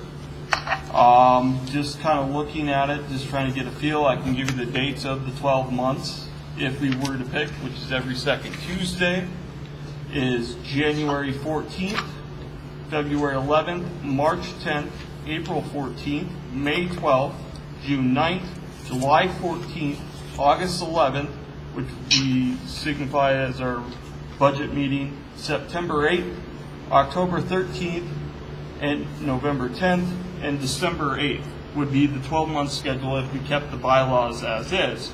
If we were to revert back to the previous schedule, it would be January, March, May, July, August for the budget meeting, October, and December. We do usually put this in the paper at the beginning of the year, the 3 papers of record to let people know about our schedule. So as is, if we keep the bylaws as we had decided in 2018, we would have that 12-month schedule, and I'm kind of opening it up to discussion of what people think. What did we do this year during the rally week? Did we typically move that 1 week for August? I don't remember. What was our August We didn't move meeting it this this I year? don't think we moved it. We didn't move it. No, I don't think we moved it. Did it fall differently? 11th is probably, Yeah, the 11th. well, this year, Because I know they're changing the The rally. rally week was like a week off this last year. Yeah, and that's why. Let me look up when the official rally week is this year. Okay. All right, so is this data that you've got here, 2018 average meeting length, is that 3 hours and 23 minutes? That is what Dan Mullally compiled. 2019 average meeting length is 3 hours and 1 minute. So it went down a little bit. Yeah, like 22 minutes. I personally, talking to Dan about this, I feel whenever we have a meeting, we're going to go 3 hours. It just seems to be the nature of the sport at this time. So, I'd like to hear from the public. I mean, do we need to meet every month? What do you think?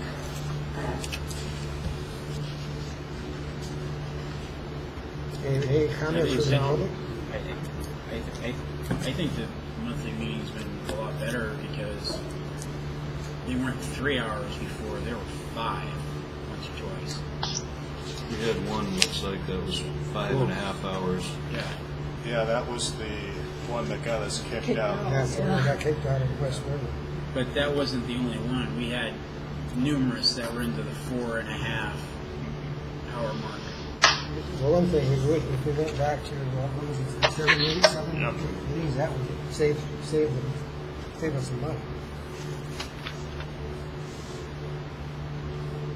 But it would also make people wait twice as long. I think one of the ideas was, the things that were brought up was that if we had this two vote issue, which I really, for $5,000, which I really think is low, personally. But if you have to have 2 votes for a project, and you miss a month in there, So that's 4 months. for 4 months in there, that was It's not one fair. of the deciding factors that we used to go to monthly meetings. But I guess it's just, That's a long time for somebody to wait. yeah, that was one of the, And if it gets postponed for a meeting, they're talking 6. that was one of the deciding factors. Hey, Dan, I also have a comment. Go ahead. Since I've been on the board, seems like half the board is constantly talking about saving the taxpayer money. Seems like when we went for more months, we cost the taxpayers more money because we got to pay the board, we got to pay us more money, and we also got to pay admin more money. Seems like by going back to a shorter time period, less meetings, we actually save the taxpayer dollars. More than anything we've ever discussed on this board since I've been here. This would actually save money. Okay. I don't know about saving much money as making our money available to the public in a more timely manner. We're talking about 6 months to grant a project. At the minimum, it was 4. Well, It's up to the board, I guess, what you want to do. I'd like to make a motion that we revert back to every other month like we had. I agree with Steve. If we can save money, I don't hear any comments from the public one way or the other. I think we should, in that case, opt to try to conserve money if we're not gaining anything as far as time. I mean, 22 minutes. Then maybe we should go back to the every other month or the 7 meetings a year option.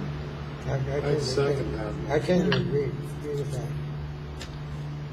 I don't think we can change the bylaws unless we go through the formal 30-day advance notice Yeah, you get procedure. I think publicized. we have to wait a month, but I'm fully supportive of cutting back to So 7 if meetings. we make a motion tonight to do that, we would have to wait till It'll be when? January. We'd have to wait till the January meeting to ratify it. That's fine. Was that a motion? But you'd have to go and He made Okay, a motion. who's we'd next? have to And Bob publicize seconded. it in the paper as Okay. well Okay, so we've got a motion on the table for to change the discussion. bylaws. Go ahead. I didn't hear what you said. Except for if you make the motion to change the bylaws, we're basically going to have to pay just to advertise it again. Yeah. So it's not necessarily a cost savings off the bat. And if 10 people come in and say this is a bad idea, we publicized it for nothing. Steve, the motion on the floor is to move from 12 meetings a year back to 7, and so we'd have to change the bylaws, and so we'd have to wait to the January meeting. Is that right? Is that right, Dan? Wait, and it takes a 2/3 vote. I don't think there's any requirement to publish it. Any bylaws changed. Yeah, I Bylaws think James is right. We at least have to notify the public of the change. I can't remember if it's the website only or if it's... Right, but... Well, you have to give a 30-day notice. For a change in the bylaws? Right, but it doesn't require a newspaper legal notice. It might. Well, we just did that, a year ago? Yeah. So, I guess, did we advertise that in the paper, do you know? Or maybe you weren't I here. don't think so. I was here doing some of the changes. Okay. Well, okay, another comment. Well, like I say, I think we have to wait a month before we can take formal action. I think we should also look at, as you mentioned, the 2-vote rule. That's a difference. Right, but I think that's something we could just as well take up at the same time. You know, a concern that it can be, in essence, 4 months to put something in place. You know, I really missed the point on why we need 2 votes for any sort of I project personally think the activity. value is pretty low right now. What I would say That's a different is that subject. let's handle the moving to the bylaws if we want to post the bylaw. Okay. And then let's consider that other the option about the vote limit another time. Let's just focus on the meetings right now, which is on the agenda. We have a motion on the table, so Yep. is there any more discussion about the motion? Change it from 12 months, 12 months a year versus 7 months, back to 7 months. I have a You guys want to comment. voice your opinion? Just a second, Linda's got a question. Sorry. I am in favor of going back to the 7 meetings a year, realizing that if something came up of importance that we needed to, we could call a special meeting That's and true. address that. Yeah, That's true. that is in our bylaw. Yes, we could do that. Yes, it is in the bylaw. And likewise, you could cancel it, you could do it the other way, too. You can cancel a meeting too, yeah. Well, seeing no other, Hey, hang on, I don't know if you Somebody- guys, did you want to say anything? Okay. nothing from, okay. Well, we're going to go ahead and vote on it. I'm not sure what we're voting on. The motion is to change the bylaws from 12 meetings, 1 per month, back to 7 per month.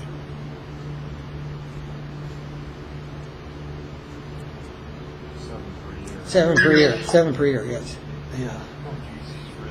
Okay, so, 7 per month. but we can't do that till next month because the requirement is that the secretary notify the directors 30 days in advance, so. But we can't. So the motion would be to do so. Yeah. Okay, so this is the notification. This is a notification, Yeah. this vote. So the motion is not to change the meeting, just to put it in the notification. Okay. Yeah, I'm just wondering if this even requires a motion. I would think it would. I would think we would. We're making a change. But we're not making, we're notifying the board that we're going to propose a change, that this is a proposed change.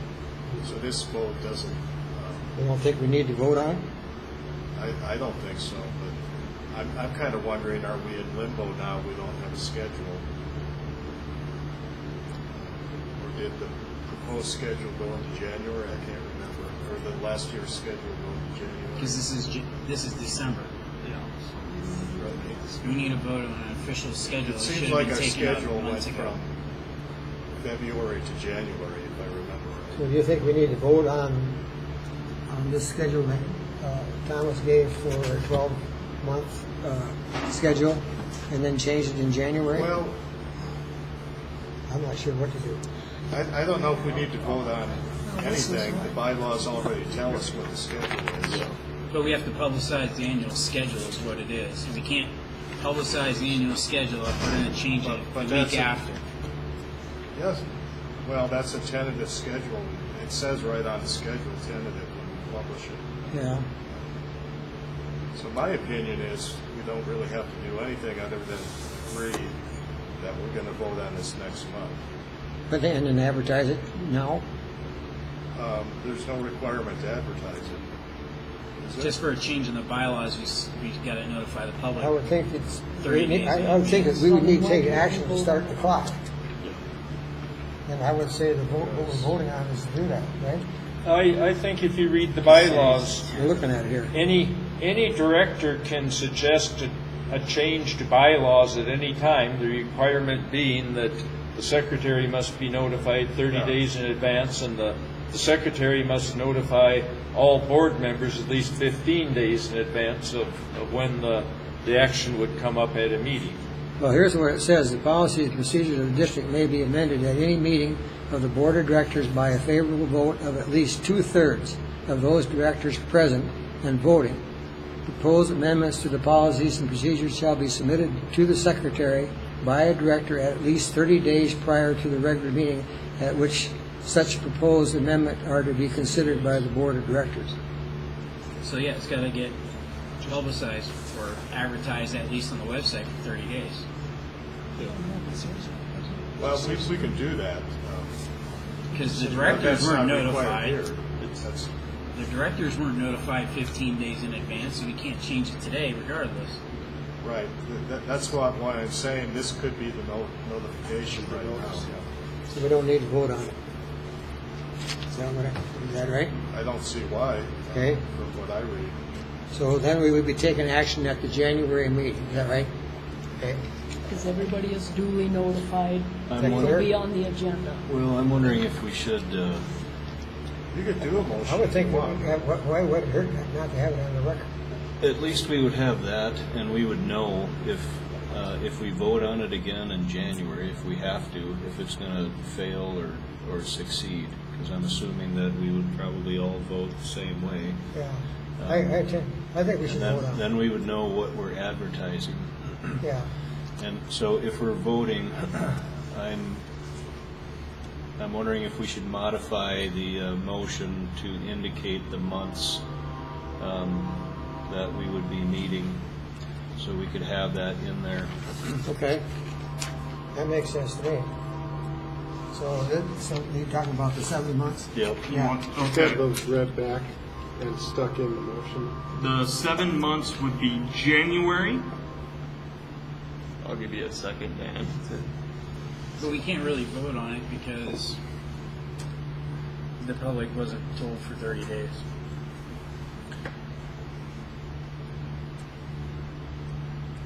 You can vote to advertise it on Okay. the website. Yep. Okay, well, let's do that then. August. Vote to advertise. Just vote to advertise it on Okay. the website. That would do it. Did you hear that, Because Dan? you can't vote to change it now and not give the 30 days notice. Yeah. It makes sense. So does this motion satisfy? And then what- change it after. We're going to vote to advertise it for the I'm January revising meeting. the motion. I'm seconding his revision. So the motion, Who made the motion? Joby. Jordan made the motion, seconded by Williams. To advertise a change in the bylaws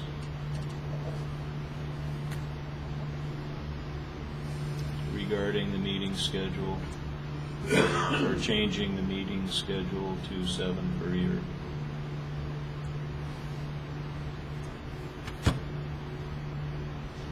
Is that advertising on our website only, not? That's enough.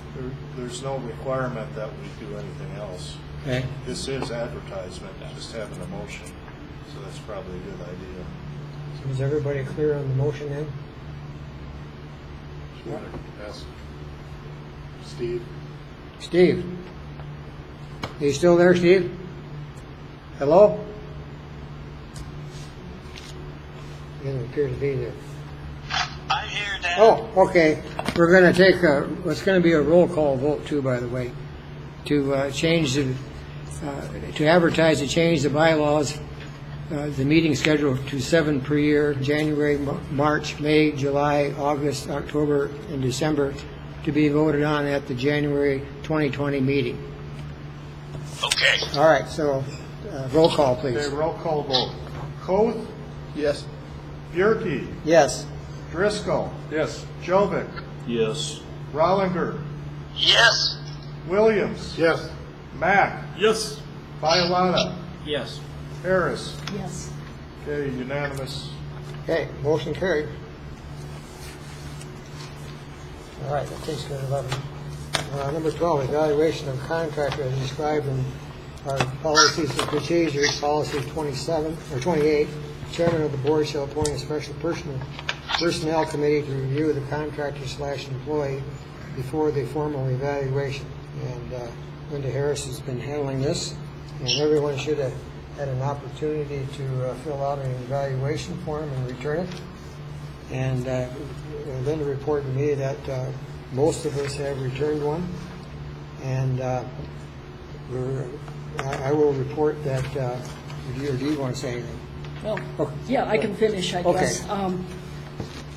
We had 8 of the directors did submit an evaluation. I summarized those results and reported that to Chairman Bjerke. I have a copy of that summary, and I can share that with everybody following the meeting because this is a personnel issue. But just so that Dan over here isn't wondering, I can tell you that your evaluation was favorable. Everybody hear that? Yep. Okay, well, thank you for everybody filling out those evaluation forms and getting them back in a timely manner. And thank you, Linda, for handling it for us.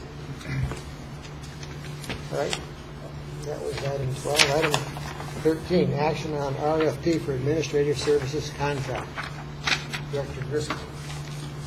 So it was the decision of the committee that we would like to follow suit with what was done for the legal services and basically issue a request for proposals for administrative services, and we've called it administrative services, but actually Mr. Mullally had provided me with his best version of the previous RFP that basically referred to it as program management as opposed to administrative services. It includes administrative services. I iterated with the committee several times. It's been expanded somewhat in that the description of what was actually being provided was rather incomplete. So what is the exhibit to the services to be provided that's in your handout is somewhat longer than what had been done previously, but I think it's probably quite a bit more accurate. And then, by the way, we actually included input from Mr. Mullally on it also. He knows better than anyone what all is involved with the job. So perhaps one main item to point out is on page 30 of the request, which is basically a template that's included in the RFP. Item 1 under that is the proposed cost of services. In the previous version of the RFP, it had specified only a lump sum. The revised version basically allows either a lump sum or basically an hourly billing or to be bid in whatever fashion would be desired. So that's perhaps a primary change from a previous version. Can I make a point there? You don't do any government contracts as an hourly basis and then give the contractor the ability to make their hours.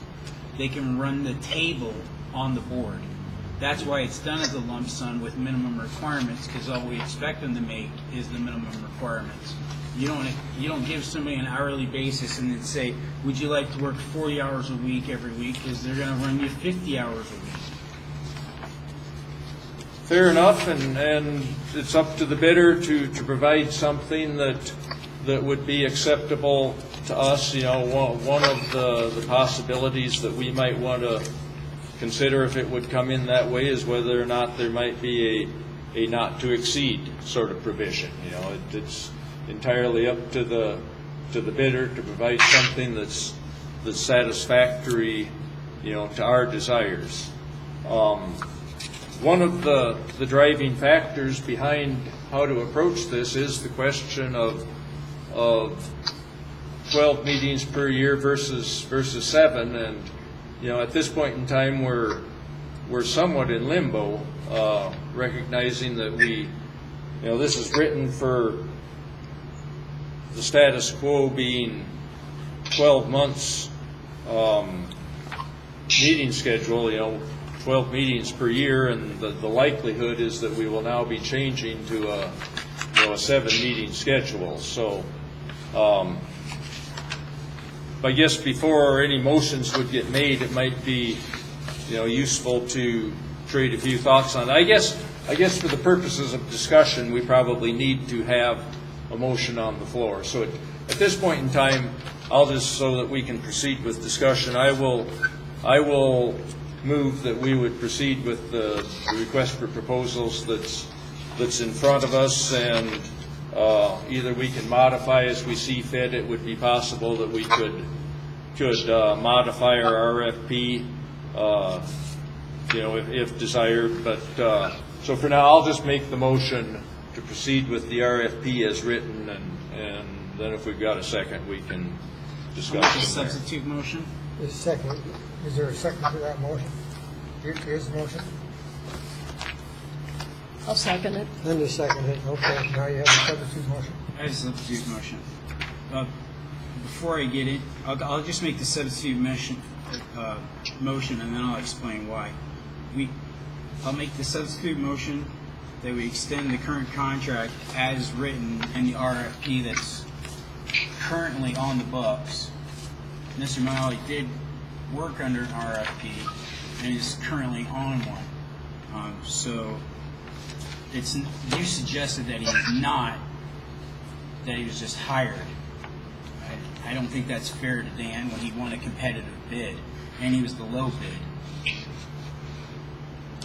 The second thing is you cannot compare contracts when you give the contractor a million different ways to bid it. That's why you bid a contract with a single bid, so you can compare apples to apples. You don't allow one contractor to bid by the hour and another contractor to bid by a fixed price and another contractor to bid on a quarterly basis, because you'll get a different person's view of which one's the best without a firm number. The other thing is, sorry, go ahead. I'll second by a lot of substitute motion. The second thing is, the tax requirements, there is no may be required to collect tax. They are required to have a tax license. There is no may be required to collect tax, and that was one of the things in the requirement. I don't know who came up with the idea that it might be possible to get away without having a tax license. When providing any service, financial, administrative, or legal, you are required to remit sales tax.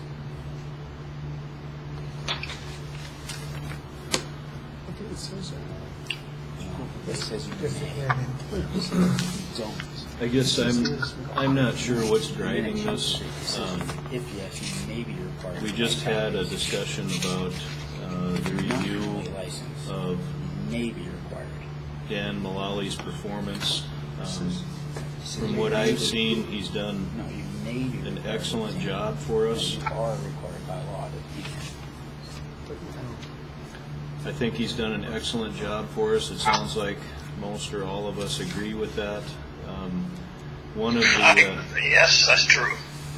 One of the issues that I've had with past program managers or administrative assistants, whatever you want to call them, was that they were not neutral. And from what I see of Dan's performance, is he's neutral right down the line. Dan does not favor anybody on the board, and I think that's one of those things that you can't write it into the performance or the performance requirements. It's something that's innate in the individual. So Dan is a true professional, and we've got somebody that's doing a good job for us. We've got option years on the table. If he's willing to do it for additional option years, I don't know why we don't just take him up on that. Especially when he's the low bidder by a significant portion. I think, my look at it is that we're a state agency who do contracts with hundreds of different contractors, and they don't just keep one person on necessarily. I think it's probably a good practice to go out for a new contract every so often, whether it's 1 year, 2 years, although we don't have it written down. But it does show the taxpayers what's the best value that we're going to get from having a contract How with something like this. How long was H2E in the office? They were there 1 year and then. No, they were there for many years. Well, there's only 1 year that I was there. So anyway, that's my take on it. I think it's just good economic practice to do that. Hey Dan, I got a comment. Go ahead. When we voted to keep Dan Mullally, we had this conversation about should we be doing this in the future, but we all agreed that he was doing a great job. I read what was just said. He is totally unbiased, doing a great job. If we're going to do this, I think we should stick to the agreement we have with Dan. If we gave him the ability to do a 1 year, we should follow through with that after Dan's term's done. Then I think we go out for business. There's no question about that. But this time, I think we had an agreement with Dan. Whatever agreement we had, I think we should follow that first. Well, I have no qualms with Dan. He's totally unbiased. He's performing a good job. So we should honor our agreement with him to everything we agreed to. If we agreed to anything, he could have a renewal in a year or whatever, we should take a look at what we said back then. We had all this conversation back then about how we should go out for bid, and I agree that's a good conversation. How we should do that, we should definitely do that when Dan's done with his term that he's agreed to, that we agreed with him. We don't need to be doing it in the middle of his contract. Yeah, I totally agree with you, and I think I think most of us up here think that Dan's done a good job. That's not the issue. His contract is up in the 1st of April, I believe. Yeah, his contract finishes in the 1st of April. Going through this process does not necessarily mean he's out of his job. It's just right. We should do the process. The process should begin when his term ends. Go ahead. Do you mind if I jump in? I was going to say, with motion 12 of last year, we said to accept Mullally's contract of $50,800 for additional year from April 2019 to March 31st, 2020, with option years to be negotiated for 3 years. Okay. So this would be probably year number 2 of the option years. So I would like to propose another substitute motion that we form a committee to negotiate option year 2 for Mr. Mullally as stated in the motion last year. I'll second that motion. Okay, is the motion to did you type that down, Dan? To negotiate his second option year. Yep, because it says 3 years. We've done one. Yep. Especially if the negotiation might have to start after we decide on a schedule. Yeah, that is true. True. so. Well, his contract doesn't Negotiate. end until April. Negotiate your the second option year for Dan Mullally.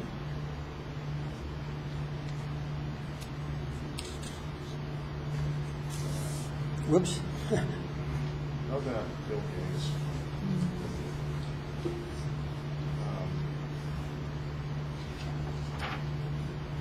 Get that? Just keep in mind that labor costs have gone up significantly in the area in the last 2 years. Okay, is that the motion? And we're keeping all these motions on the table, or did anybody want to withdraw one? Well, No, if we we're gonna vote have on, to start voting if on we vote one. on this one, that's it. Okay. Okay, the motion, there's been motion and seconded to Are we still in negotiate discussion? section option year for Dan Malawi. Is it discussion? Okay, so, His hand. yeah. Go ahead. Here we go. Okay, so I want to comment on your comments. I think your concern is valid about wanting to make sure that the taxpayer knows that we are looking out for their dollars that they are giving to us. In response to that, what I would say is, in my experience, so I've been dealing with construction management stuff as an engineer professionally for over 2 decades, well over 2 decades, and this is something that's allowed in federal contracting, I know for sure, which is usually probably one of the tightest contracting systems out there.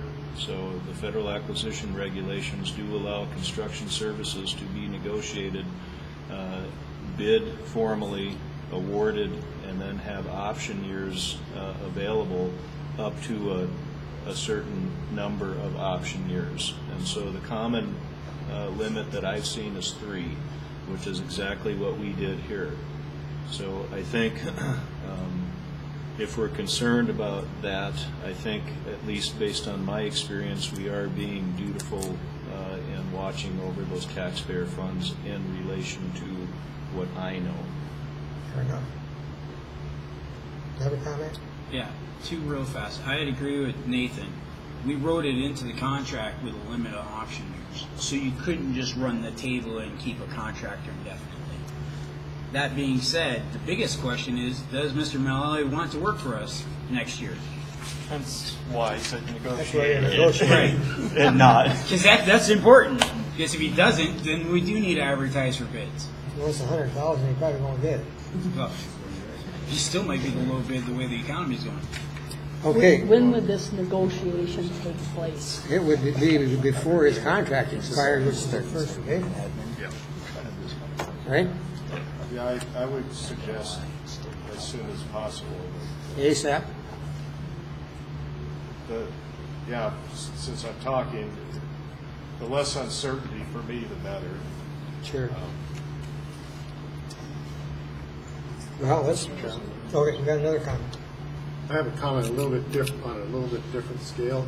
Is this what Dan Driscoll or Director Driscoll has proposed? Is this for future bid contracts? I mean, I think it's a good idea to have this kind of instruction Could be. and, modified as we wish. We put some effort into it. I mean, it's a shame to throw it off to one side. But it would be something that we could bring up at the actual text that he's given us. Yeah. Could be brought up, discussed, looked at, and modified. Well, it's If part we of, have it's to. part of this package. But I It's think there. and that'll probably be a separate motion, wouldn't it? Well, If I wanted to move to we have this added to, like our standard We have a standard bylaw contract. Well, yeah, but I like, I would say if we do that, we do it as a separate motion. Let's just deal with Okay. what the motion is on for. That's my opinion. one motion at a time. One motion at a time. Is there any other comments? I Dan? guess I would just say, not just from my point of view, but any potential contractor point of view, if they take something on like this and then 8 months into it, they're helping write an RFP for their position, you might get several people that might not be interested because of the uncertainty in this. That was kind of where I'm at, or that's where I'm at now, but somebody else looking at this would probably consider that in their bid. Okay. We had a raised hand from the I public. just had a comment in relation to something Mr. Bialotta said, and that is, he said, sales tax is applicable for contractors. I would check, because attorney fees are not taxable to a governmental entity. You are a governmental entity, so any other service may also be exempt. Okay. I think that needs to be checked under 10. That's true. Yeah, 1040. Okay, The service he provides. Thanks for letting us know that. Thanks, Chuck. Well, I went, if I could jump in, I Sure. went down to the sales tax guy and talked to him about this when I took this job. And yeah, since you are a government entity, I don't Oh. charge sales tax. It's good to know. But you still have to report it as a non-taxable. I have to fill out, I have a sales tax license and I fill it out as zero, Okay. Thanks, just to Chuck. be safe. I think we're ready to vote. So the substitute motion by Mac, seconded by Bialotta, to negotiate the second option year for Dan Malawi. Roll call vote, please. That's right. Roll call. Bierke, Yes. Driscoll, Yes. Jobin, Yes. Rollinger, Yes. Williams, Yes. Mack, Yes. Bialotta, Yes. Harris, Yes. Code. Yes. Motion carries unanimously. Okay, thank you very much. Okay, that's, Just for the record, that wasn't legal advice. okay. Don't send us a bill. This is a comment from the public.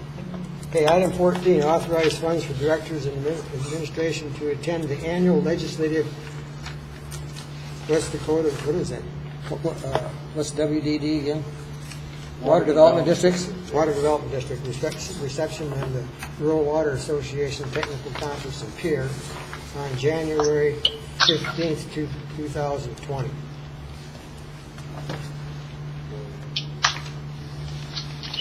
Before we take action on that, is there a raise of hands who would like to go to that this year? I've never got to go yet. Well, raise your hand, so we can authorize. Anybody else interested? I've been to it twice. I mean, it's very informative.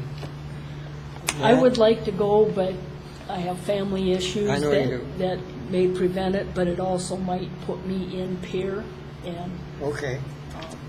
Well, we've been sending usually about 3 down there, a couple directors and administration folks, so we only have 1. Anybody else want to go? I went last year, so Yeah. I'm gonna bow out. Feel like I might get to actually go to the water conference this time too, since I'm going to sit How on about the you, committee. Ron? You want to go? I can't, I don't have my schedule or time set up Okay. yet. I would say, I would go unless something prevented me from going. Okay. Well, if nobody else wants to go, I'd go again. I think it's informative. So maybe we ought to authorize 2 directors and our administrator in the motion. you want to do 3, just Well, in if case 3 Linda can directors, go, and then And if you still want to go. Okay, let's go for 3 then. Just in case it changes your decision, since my wife is in the legislature, I get a free house to stay in, so. Save a little money. And we've been driving back and forth. One other thing, just so people are aware, it's on the 15th. We have a meeting on the 14th, so we might want to check our January agenda so you're not like. Is it the 14th? 14th is our meeting. The 15th is the. What's the schedule? We get up old dark 30 and drive Oh, down that there. is. And it never snows in January. It never snows in January. Yeah, So It's not here. is there a motion to authorize I'll put my hand 3 back directors? down. What's that? I don't want to go from 14th to Oh, you don't want it? 30. Nope. Let's If it was authorize at 2 least one plus day in our between. administrator. I'll make the motion. Motion by Nathan, is there a second? Second. Seconded by Bob. So you authorize 2 directors and an administrator to attend this meeting.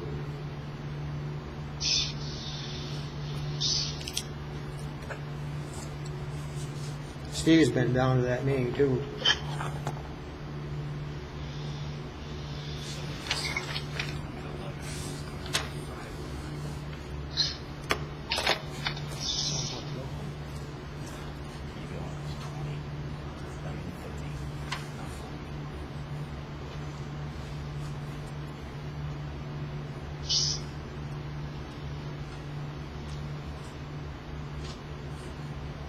Okay. I would change "and" to the 2 directors and the administrator, so it's not confusing that we've got more than one administrator.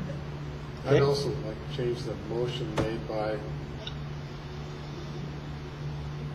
Jovic Yeah. and then second by me.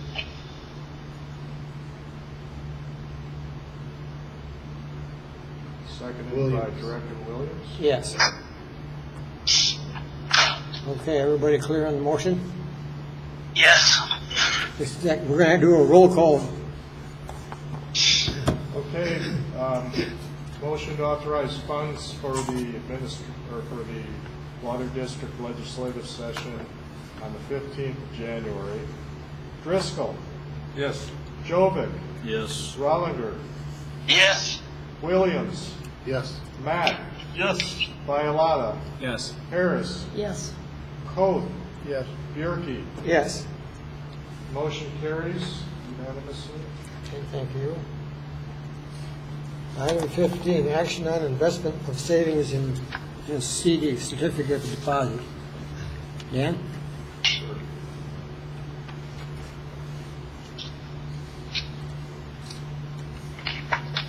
Okay, bring up the packet.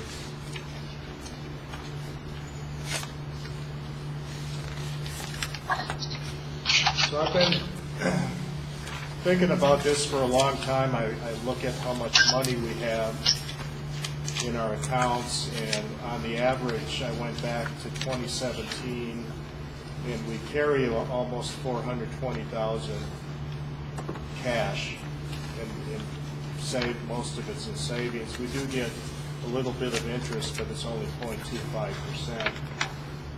So, and I talked to Jay Gilbertson about this too, just to make sure there were no legal things that would become an issue here.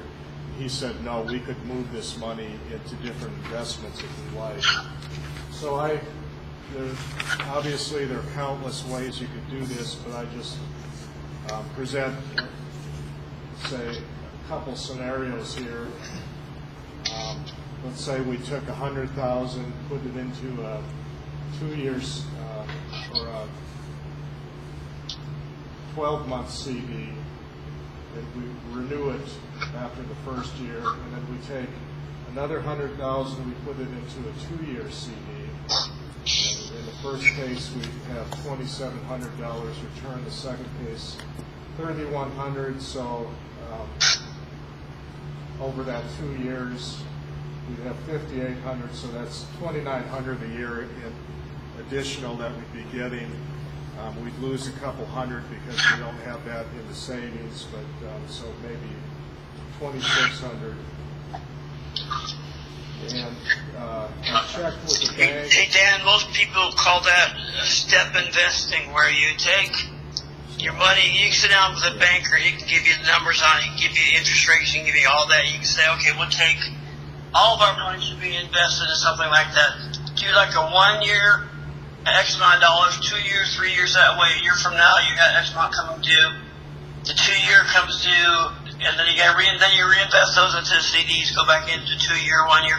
It's called step investing. I would sit down with our banker and run different scenarios, and he can show you what it looks like at step investing at the end of the term period, or let's say we're looking at a 10-year period. As we continue to move the money each time it came due, you always want money coming due because you need to spend it. Otherwise, you take everything that's not being allocated. All of your money should be getting higher yield. Having it sitting in the savings account is just wasting taxpayer money.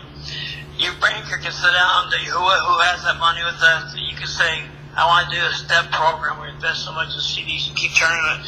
He can run out a proposal for you, do it several different ways, do it different amounts. Yeah, that makes sense. I could talk to him about. I did talk to him about these rates. I guess I'm not sure. I guess I need some guidance on what our goals are in terms of returns and when we need the money. But I understand what you're saying. Just another piece of information, there's 182 or 186 month. If we withdraw it, we get a 6-month penalty. So it's not like this money is necessarily absolutely tied up. If we say put it in there and 3 months later withdrew it, we would lose some principal, but after that we would lose only interest. So I'll just throw that in there too. These are just straight CDs that you have here? Or? Yeah. Okay. And then Director Driscoll suggested I look at Black Hills Federal Credit Union, and I'll just describe Better rates. my experience there. I probably sat there an hour and started with this one lady, and then I had to keep moving up the food chain. Basically, they don't like the amount of money I was talking about for some reason. But they said they would do it, although we would get less, 0.02% less than their advertised rates. That still gave us a higher rate. That's not where we bank. No, and I think we need a good reason to change banks, and this might not be a good enough reason in my opinion. Just because I think our organization needs stability as admin changes and directors change, and the bank provides part of that. So you could check on what Steve was suggesting? I could Okay. research that. He's going to research that, Steve. Mr. Chair, Yes. all our money's currently in the community bank. It'd be better for us to put that money into a separate account because FDIC insurance only goes up to $250,000 anyway. If the bank were to fail, we lose everything after $250,000. So by putting, let's say, $100 into another bank, I'm not pro any certain bank, but a Yeah, you separate should cover it up bank. to 100,000. Some banks you go up to 250 now, so you need to check with your bank. See where they're at. That's what I just said, Steve. That's what James just said. Right, you're right. You know, because James is right. If you're only going to be covered up to X amount, you're better off having 2 banks. And you can do the same thing. Each bank can do the CDs on the STEP program. Let's say if you only put $250,000 in one bank, they can do 50,000. Let's say do like a 50-20. You can do any amount you want. Put it in different years. My suggestion is we have a banker give us a proposal showing the steps and what's the best way for us to earn money. Okay? You can do the same thing in A-rated bonds. You can do muni bonds. You can do all that in bonds. Same way. You should find out what they have available to them, because they may have an A-rated bond that pays a higher interest rate than any CD out there. Okay? Very good. Let things go to the banker and say, this is what we're trying to do. We want to get the most for the taxpayer money as we can. We want it to be safe. Give us our options on keeping it safe and earning a higher yield. Fair enough. Barry, do you have a comment? If you're worried about FDIC thing, just set up a separate account. You really need separate banks. Right. That way you maintain a relationship. But if the other bank is also paying double interest too, there's a benefit both So it ways. sounds to me like we need to maybe do a little more research, Dan, before we take this up. Yeah, I would authorize $100,000 go into a CD account, and as long as you call.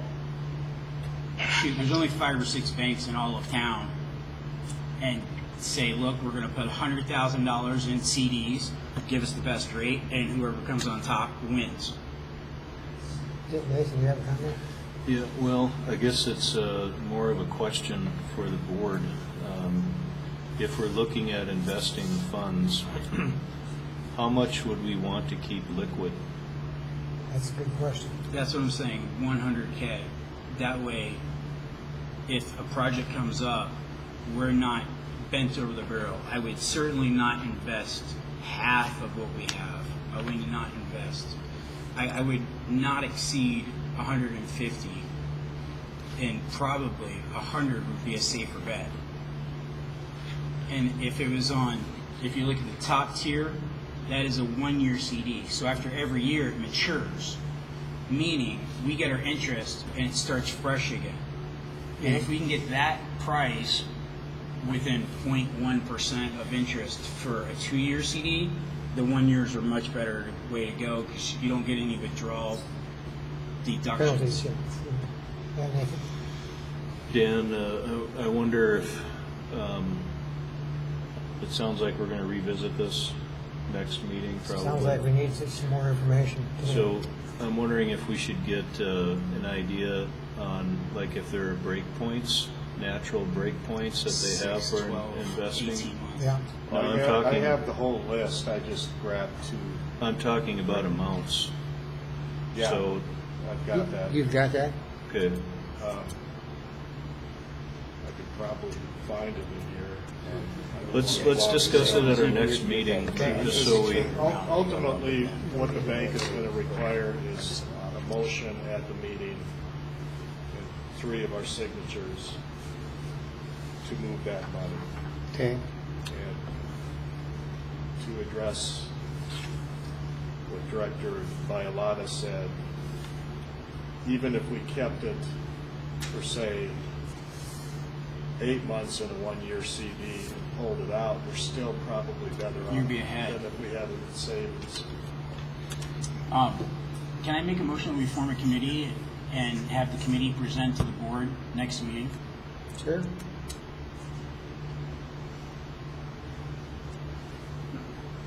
Is that a motion?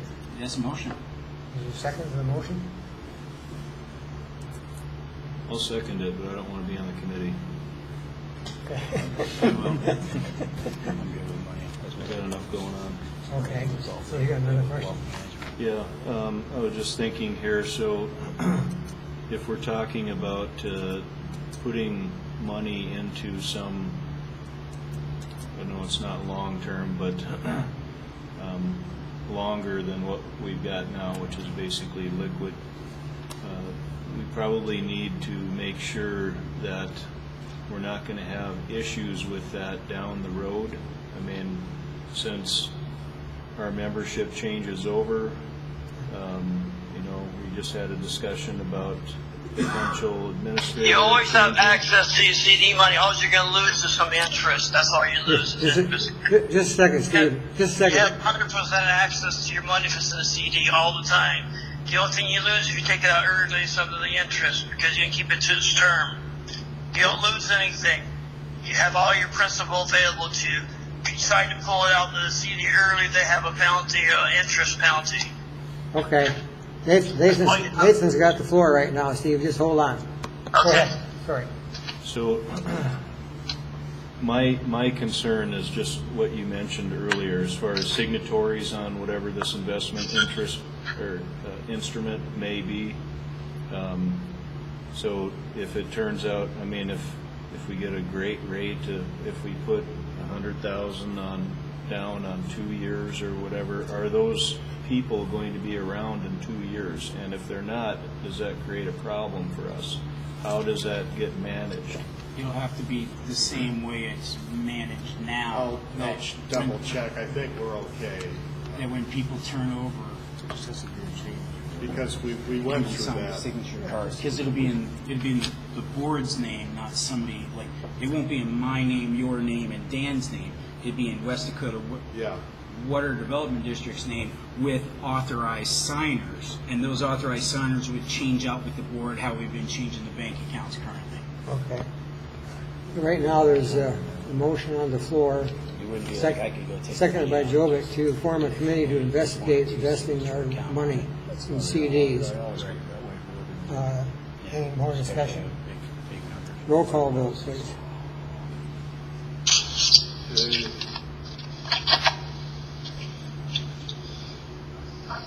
Jovic, Yes. Rollinger, Yes. Williams, Yes. Mack, Yes. Bialotta, Yes. Harris, Yes. Coe, Yep. Bierke, Yes. Driscoll. Yes. Motion carries unanimously. I'd like to volunteer to chair that committee. Okay, Half the banks in town like it is. I'm thinking, Bialotti's going to chair the meeting. Steve, would you want to be on that committee since you're the treasurer? Sure. And then one more. Is there another volunteer? Williams? He used to be the treasurer. I wonder. Did you guys see my vote? I voted yes because I got to unmute my phone, so I just want to make sure you got my vote. We got your vote, yep. Okay.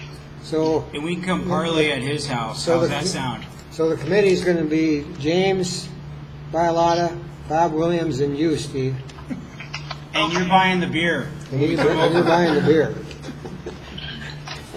I Okay, don't drink beer. okay. Even better, whiskey. We'll bring you a latte then. All right, James? Williams and Rollinger. All right, thank you. Moving right along here. Let's see, that was, okay, we're in a draft discussion about the language of conflict of interest or the appearance of conflict of interest to be placed in the bylaws. Mr. Williams. Thank you, Mr. Chairman. Presently, we have in Article 5, disclosure of conflict of interest. Any director who is present at a meeting at which is discussed any matter in which the director has, directly or indirectly, a private, financial, or property interest shall disclose such to the board. Any such director shall refrain from advocating against, for or against the matter which shall disqualify him or herself from voting on such a matter. The board may adopt, this is the important part, the board may adopt separate policies specifically regarding ethical standards and practices. And really that's not enough for what I think that we actually need. I think I come from an environment where it's laid out a little more specifically to say that a conflict of interest or even the appearance of a conflict of interest when considering awarding WDWDD funds from whatever source is obtained would actually meet, should be like the title of your bylaw change. And so if you look at your draft, which I think the entire draft is captured by admin, at the bottom of the last paragraph, there's only one sentence that we had additions to, and they were that, okay, I'll read that last sentence. For purposes of the provision, state or federal supported institutions are to be considered as government agencies, in addition to the rest of the paragraph above. People suggested that we have additional wording added, like the county, in that wording it should read county, municipal government, or sanitary, or water district, or owner associations, homeowner associations, and any government agency, city, county, or board. Now, the reason I bring this up in this forum is because as a committee you can't discuss and include everybody's comments, dislikes, likes, possible changes in language, and this is the only forum that we can do it in. Doing it email-wise might conflict with the open meeting laws. That's the way I thought. And so what I'd like to do is have you consider the language and possibly, I don't ask for a vote today. This is just so that we can discuss what's either on the page today or possibly in January or at a future date. But I believe that when I talked with the South Dakota State's attorney about this, she could not, or she told me that we did not have conflict of interests statewide for boards like ours. And then when we listened to our attorney last time, he mentioned that state codified law 3-23 would apply, and it was a new law as of last year. So really, what we have are, I'd just like to have your opinions on the language that is proposed, and then have a chance to talk about it and either add it to our bylaws, strike it, modify it in January. Can I make a motion that we put this on the agenda for a vote next month, which means we would advertise that we're going to possibly change the bylaws next month for this as well?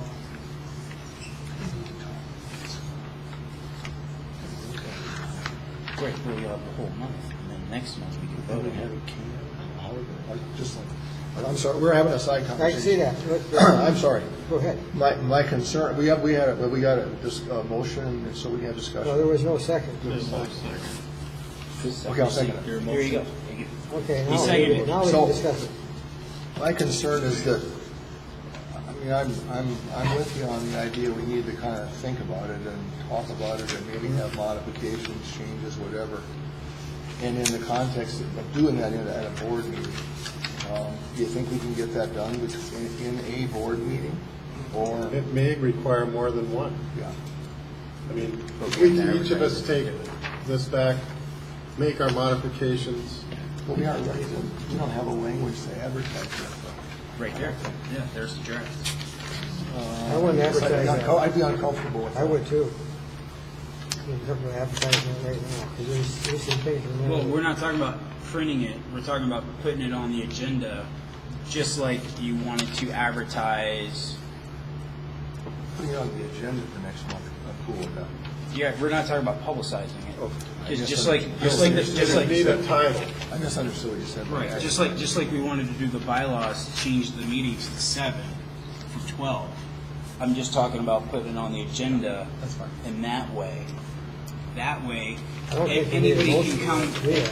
And that way, anybody that has a suggestion at the next meeting can have their suggestions ready, or be prepared to vote yes or no on what we have. Or we I can don't discuss think it we- and modify it and vote on it, or if it takes another meeting, we can table it and vote it on the next meeting. I think you can just add that as an agenda. I don't How think about we- if you just add it as an agenda item? Yeah. Right, but I want to do it the way we did for the bylaws change, so it is a bylaws change, so if we do come to a vote next month, the notice has been given. Well, I would say if there's any major changes, I think if you're going to go to a vote, we should have everything figured out before it's on the agenda. Well, we have the draft. Yeah, I have some issues with some of this personally. Can you There's a motion clarify and a for second. me where your draft statement starts? Is it at the second paragraph, elected or appointed? Draft statement, actually, the way I have it is, I gave it to Dan, starting with the first paragraph, near the beginning of each WD. Oh, okay. What I tried to do is incorporate some of the language from Article 5, as it was stated.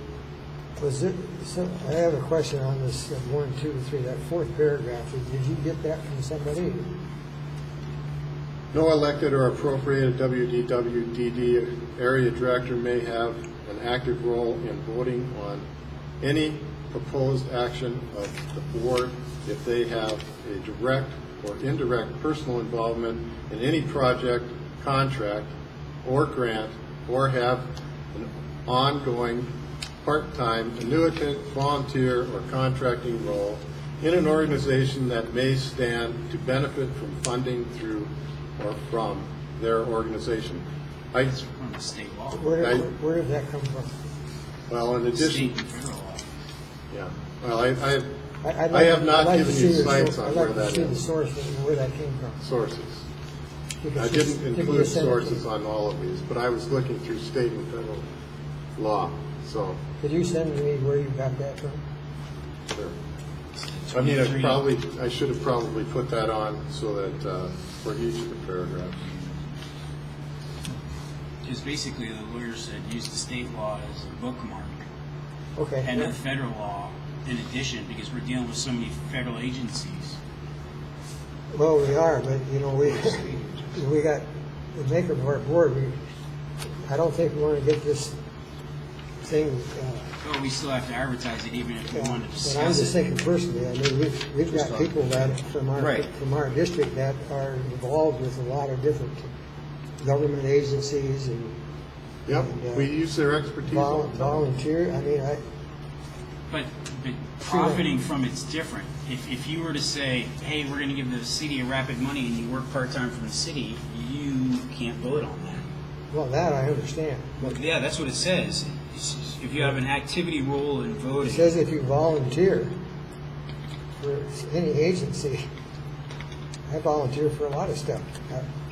Yeah, but volunteers are sometimes compensated in more than just money.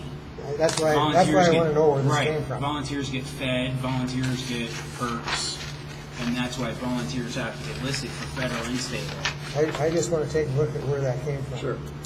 If you could give that to me.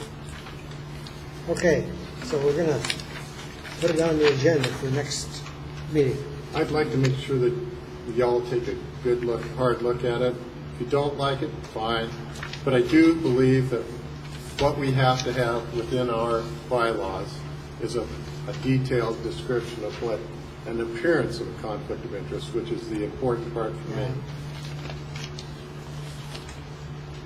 If you look at paragraph 2, elected or appointed West Dakota Water Development District area directors must act without a conflict of interest or even an appearance of a conflict of interest when considering or awarding WDD funds from whatever source obtained. Now, I want to make sure that a normal, I don't know how they put it in Layman's. A person of, well, there's another word that I ran through I thought was good, but I've lost it now. The appearance of a conflict of interest to your average person, if they see events taking place which have a director who is either part of or just, Here's my concern about that paragraph, because I don't think we want to limit the people that can apply for positions on this board, whether they. Well, the limit has to be that they're not actually physically working for another organization that we fund. Well, or potentially could fund. I mean, if we got people that are working. I mean, they just have to if they work recuse for state themselves. government, if they work for federal government. Right, but they if can't work vote for on a that project. We're municipality. not saying they can't vote on any project. We're saying they can't vote for the project of their home It company. says they have a direct or indirect personal But changes in involvement. the language would be good. So- That's why I want to see it. Right. My question on this is, let's say I'm auditing a course at School Mines, just for the heck of it. Now, can I not vote on School Mines courses? Because if you take it at a broad understanding, I'm a part of School Mines. I'm Right, concerned- no, I'm you concerned- should, no, by even state statute, if you're a school student or funding the school and then seeking funds for that school, no, you should not be voting on it. That's in state statute now. That's not even a stretch of the hat. Well, That's to me, it says that's if common you law. if you work for, say, municipality, which I used to work for, and I read this thing, I mean, I can't You can't do anything- fund that do anything with the municipality. city. If you work for that municipality, you can't ask for funds for that municipality. Well- That's not to say Hill City comes in and says, hey, we need this, and we help Hill City. But if you work for the city of Rapid in the water department, you cannot come and ask the board for water department funds. I'm looking at it a little bit different than you, quite honestly. That's why I want to see where this comes from. Sure. That's- Could I just Yeah. add to that? In federal State statute. situations, it depends on your, whether you're part of the senior executive service or if you're just a regular employee. A regular employee can go to work without having been paid or had an association for 1 year. A senior executive service person can't go for 2 years. And so adding language like that might help. That means that if I were to resign as a volunteer from whatever organization, you'd have to have been resigned for 1 year. I'll give you another example. I'm in the city of Rapid City, and I'm hooked up to the water system and the Sure. wastewater system. And so I'm a customer Yep. of the city of Rapid City. And I mean, I'm trying to read this thing, and No, Can I that's vote what I on want. anything, can I vote on anything that has to do with providing water to Rapid City? Well, once again, I think these You're are in a valid. position to profit from it. Are you a irrigator? Now, if you're an No, irrigator, I'm on the system, and if they can get well, that money to. then there is nothing save me money. privileged about what you do, because any person can Well, be. Here's what I'm on the saying, system. that's my take on it, like, by reading what, all of this stuff that's involved with being associated with any government agency, whether it's city, state, work for the municipal government, for example, have a job there. Can you have a meeting that would have something to do with the West Dakota Water Development District?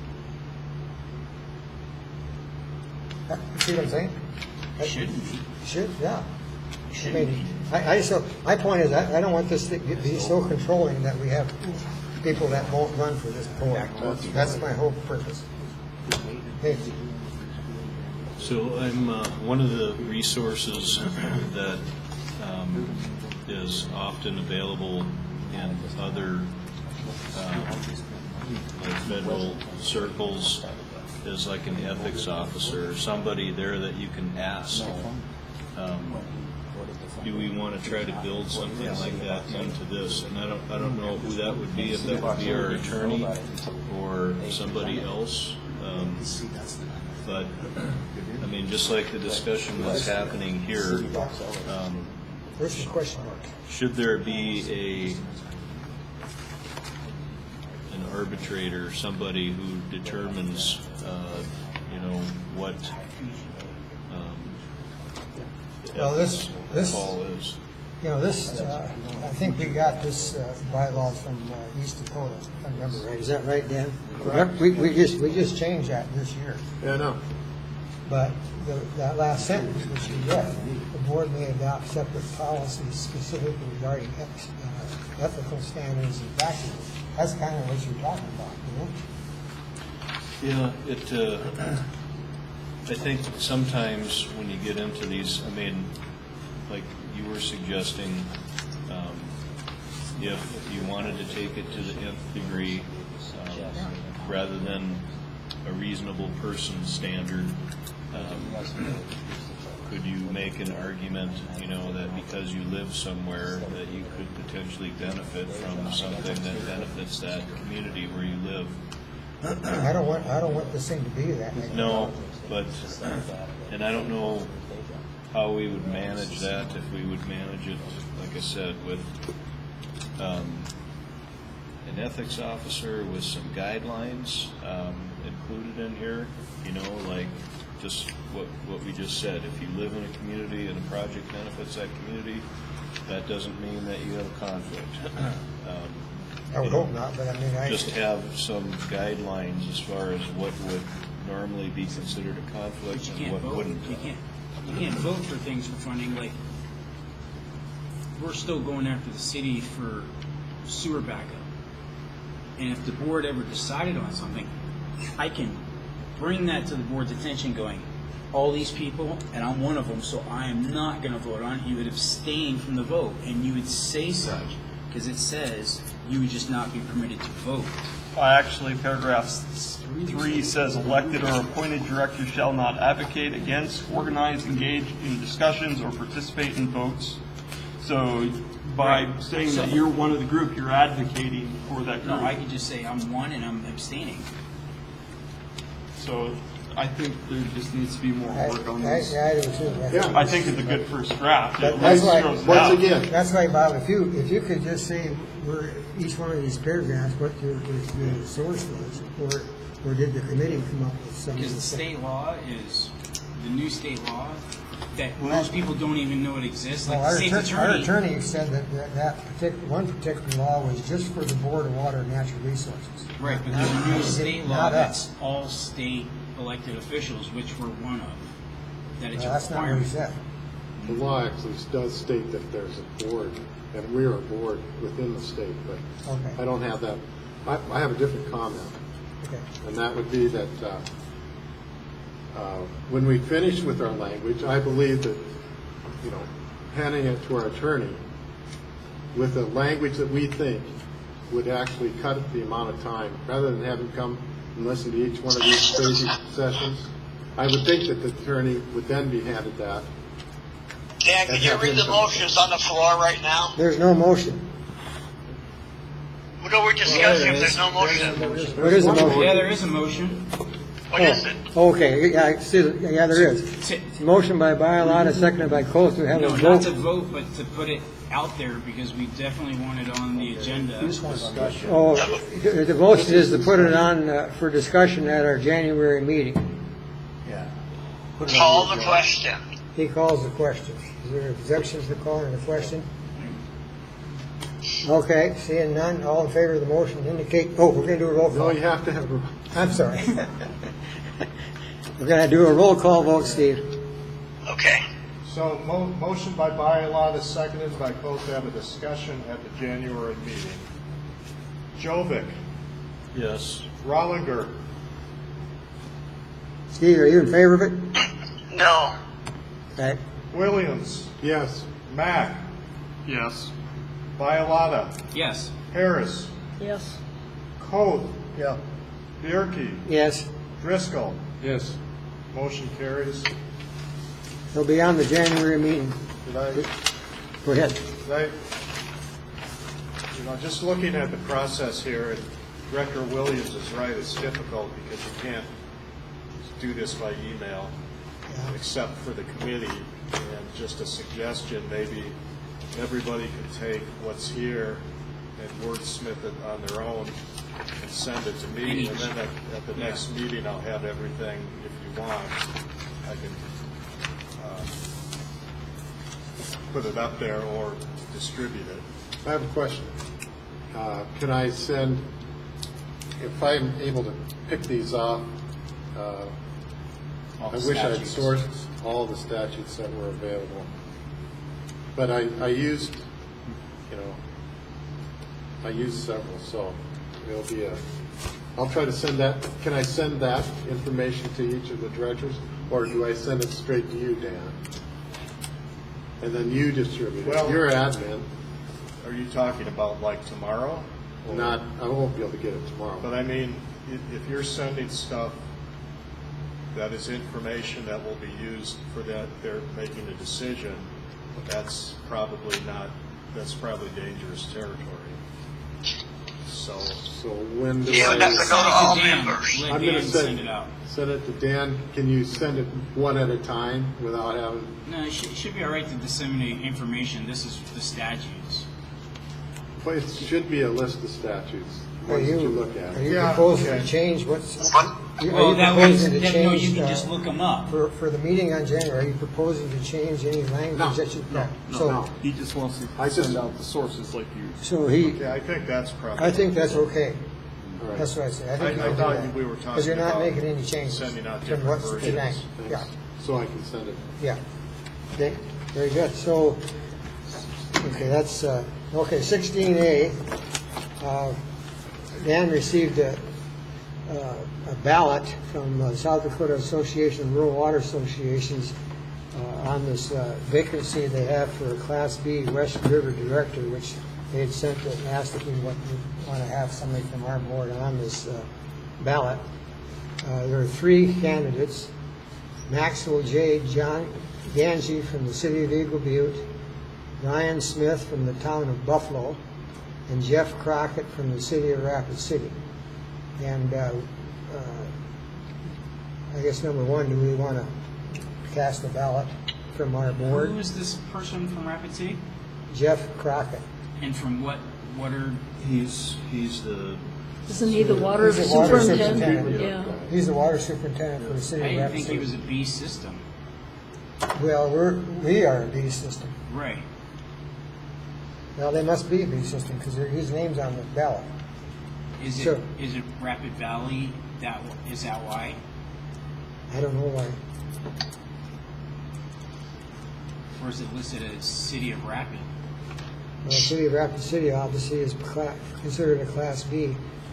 I think their Class A are rural water systems like Webb, West River, Lyman County, that sort of thing. I think those are considered Class A.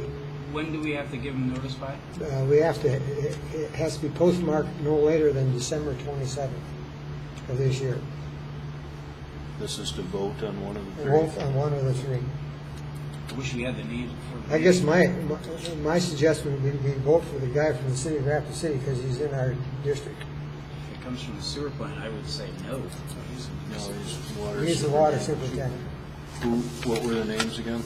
Maxwell Ganji from the city of Deerfield, Ryan Smith from the town of Buffalo, and Jeff Crockett, the city of Rapid City.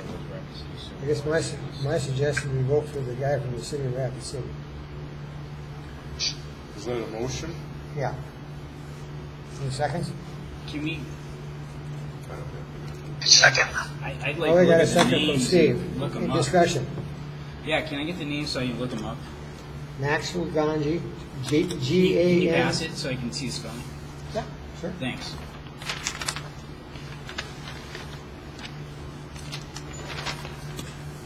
I guess from my perspective, I think cities like Rapid City already carry a disproportionate weight.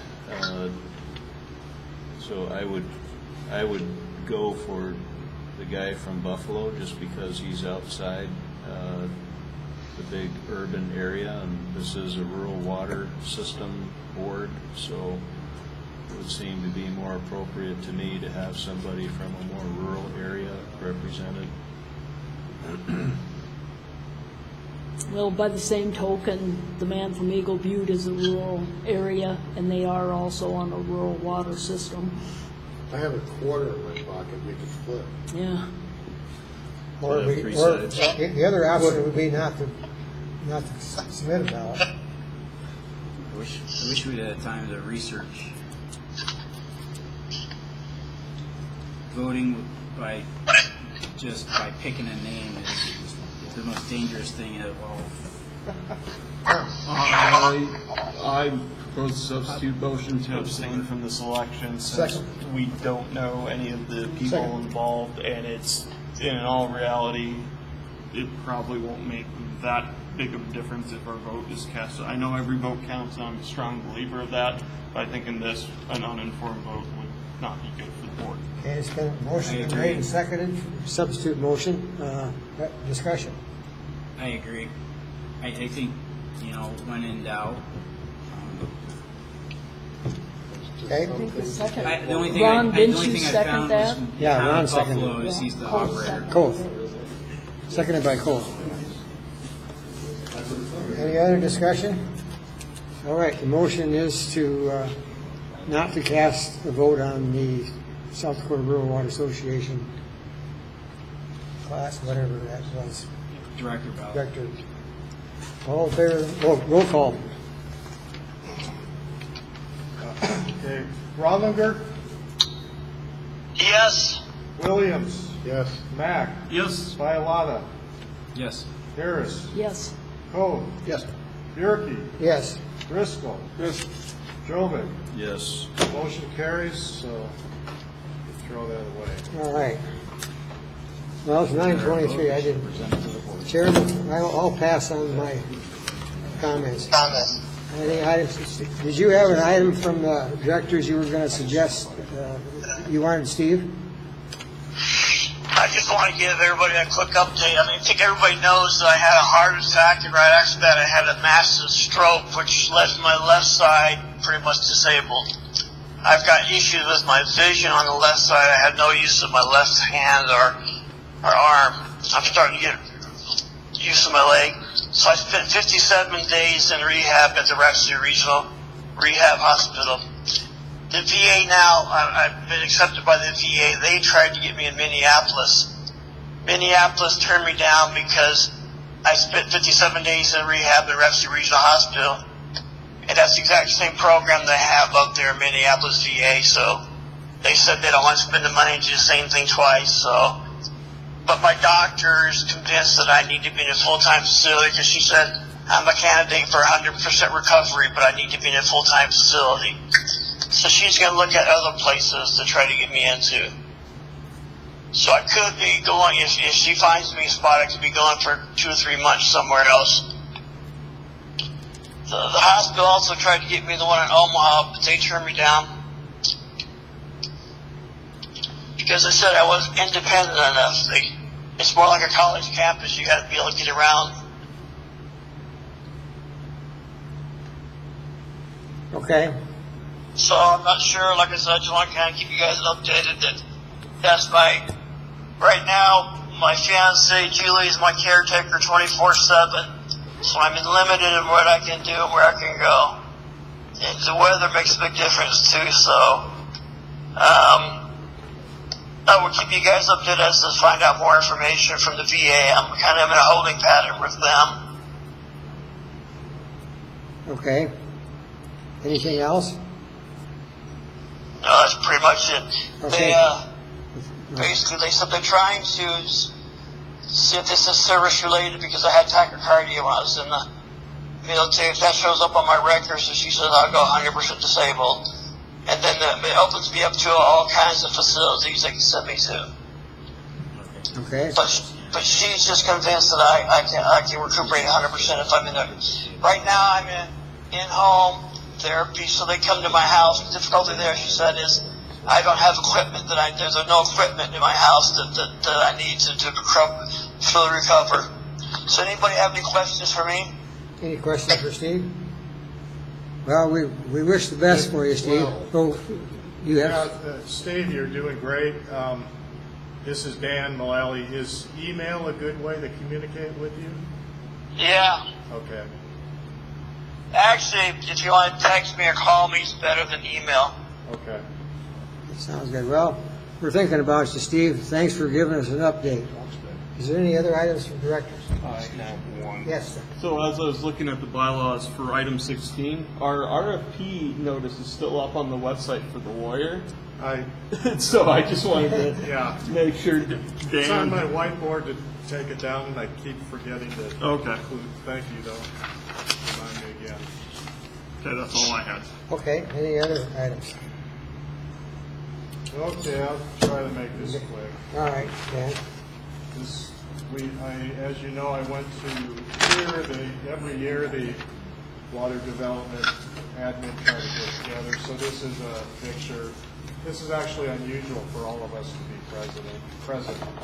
These are the grand wizards from all over, and there's Gandalf there, Jay Gilbertson. Where's your tie? Pardon me? Where's your tie? I don't know. I got a USB. I don't see any ties. No tie. So just a quick rundown on legislative efforts. I've mentioned this before. Vermilion Basin wants to expand, and they'll give up, and East Dakota will give up some of their territory. Just quickly here. It doesn't look like this is really of interest to us. However, if we ever want to consider changing our boundaries, there's a precedent here. So this is the old Vermilion Basin here, and this will be the new Vermilion Basin. So you can see it kind of sucked up with Cook County here, and then took some of East Dakota. The reason is the watershed. It's more watershed oriented now, so everybody kind of agreed that it made sense. So that was one item. Then we were discussing disabilities as a potential cause for vacancy, and so Jay Gilbertson wants to basically take that word out of the state codified law. And everybody agreed that probably makes sense. So this is probably not too controversial. Then there's some kind of annoying things that have been bothering me. For example, I have to use mail, U.S. Postal Service, to mail things out to the official newspapers or minutes. So this would change that requirement to just say we have to provide it to the newspaper. So I could walk down the street to the Journal and hand it to them, or I could email it to them. So these two are probably just consent items. Some more interesting stuff. At one point, Jay was here and talked about this DENR rotating basins assessment, and one of the DENR guys discussed that. And the idea is to pick a basin the state DENR picks the basin and just samples the heck out of it, kind of to get over a period of, I don't know, maybe it might be a year or two, probably more than a year, but they get a real dense sampling of it to kind of get an idea, a good idea of what the health is of that. So East Dakota Water Development District kind of started implementing this before DENR had this program, and now DENR is kind of folding that into this process. But I talked to this guy and then Jesse Wilkins about the possibility of us somehow getting some funding for samplings, and I talked to Director Williams a little bit about this. And he said, well, if you want to get your feet wet, literally or figuratively, you know, we could have you do we could pick one sampling point. You guys could kind of be the guy or the entity that does that, and then we could kind of learn what it takes, and there would be some funding available. So it might be something in Rapid Creek somewhere, in Rapid City. And then if we wanted to expand it, well, then we really have to think about it, because, you know, maybe I could do one sample every couple of weeks or something, but it would take, if we had a whole bunch of samples, then we may have to contract that out. But he said they're willing to come to any of our meetings and discuss it further, but to me it seemed like a potentially good way to get better sampling and have it at least partially funded. I'll just mention here, there's a census of 2020, and after that, our area boundaries may change. So, according to the other directors, we can actually kind of negotiate to some extent with the DENR. Say they changed, and all of a sudden 2 of our directors were in the same area. You know, they may be able to move the boundary to affect that. Jay mentioned this National Resources Conservation Service in the 2018 Farm Bill. NRCS has to direct 10% of their resources towards source water protection. So this wouldn't really be for us, it's really for the individual landowners, but I wanted to make you aware of that in case there was some rancher that had some issues, he wanted to get some funding to deal with surface water protection. Joe Bliss he was there, so I won't go into that. And I know we're always, I'm sorry? Oh. I think he's just... We're always looking for projects, and so we're always kind of, all the districts seem to have the same problem with getting projects, but I just wanted to mention that some of these guys do plant trees. James River gives $15,000 per county. There are 9 counties, so it's at 35,000 a year. Not saying we should do that. I'm just giving you examples here. Vermilion gives about $7,500 a year, and the other directors say, "Oh no, we don't want to plant trees." So there's kind of a divide there.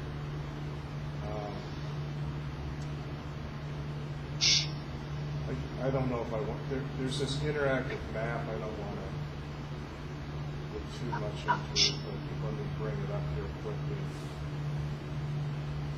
If I can get the link to open.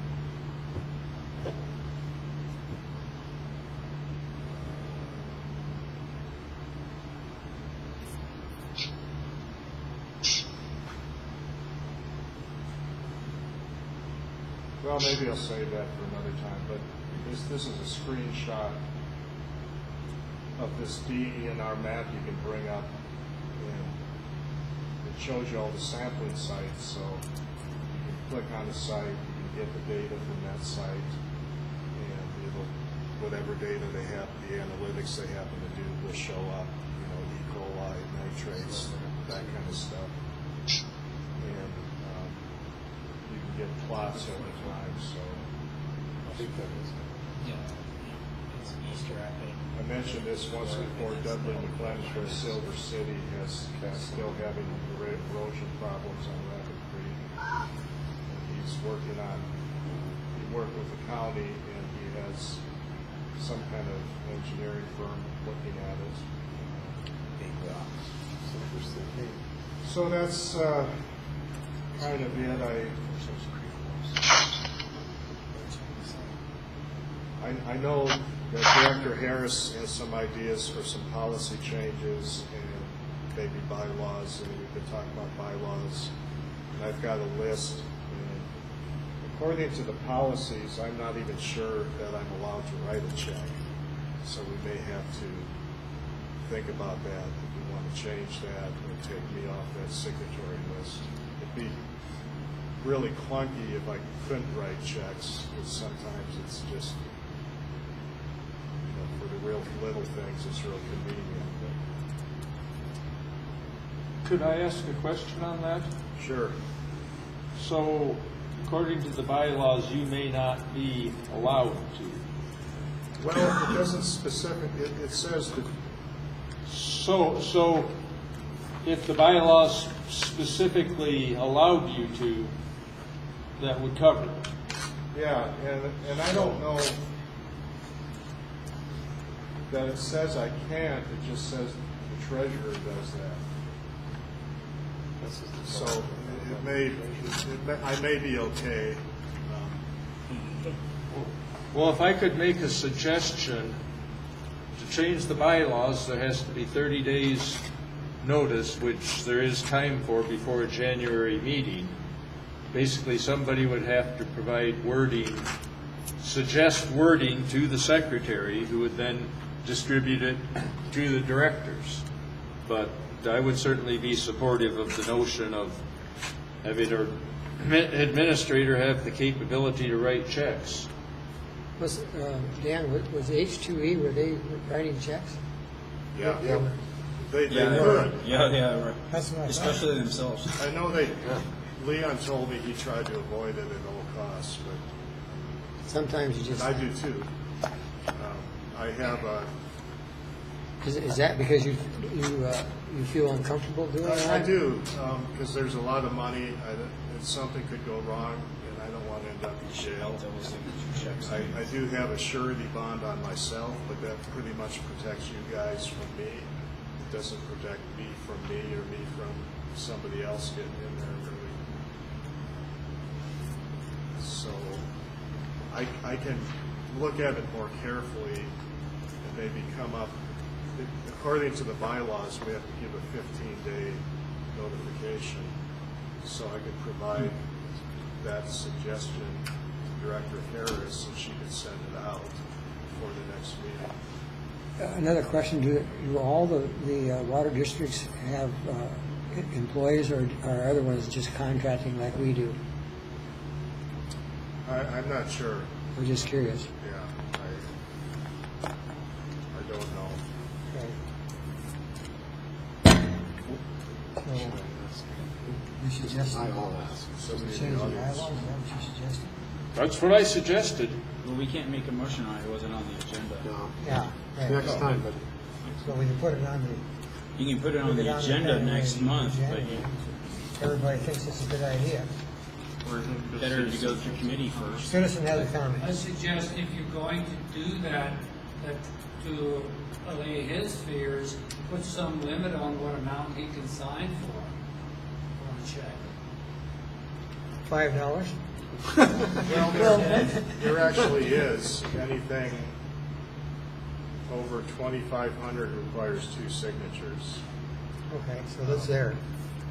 But That's a good question, though. That doesn't mean the bank is going to look at a check and go, well, they don't really care. That's kind of our rule. No. So I guess the other thing, it would be nice if the January meeting could be short. If some of us are going to hear, when we think about agenda items. Good luck. Look at that, it's stacking up fast. Yeah, we're getting stuff on the deck. Good luck with that. I think there's a lot we of can always physics have that another says- meeting. meetings always expand. Is it the white hair syndrome? Yeah, we could change that date. We could have that is in the bylaws, we can change the date of whenever we have a meeting. It could be more meetings, less meetings, we can actually change the date of the meeting. Now we can. So that we could,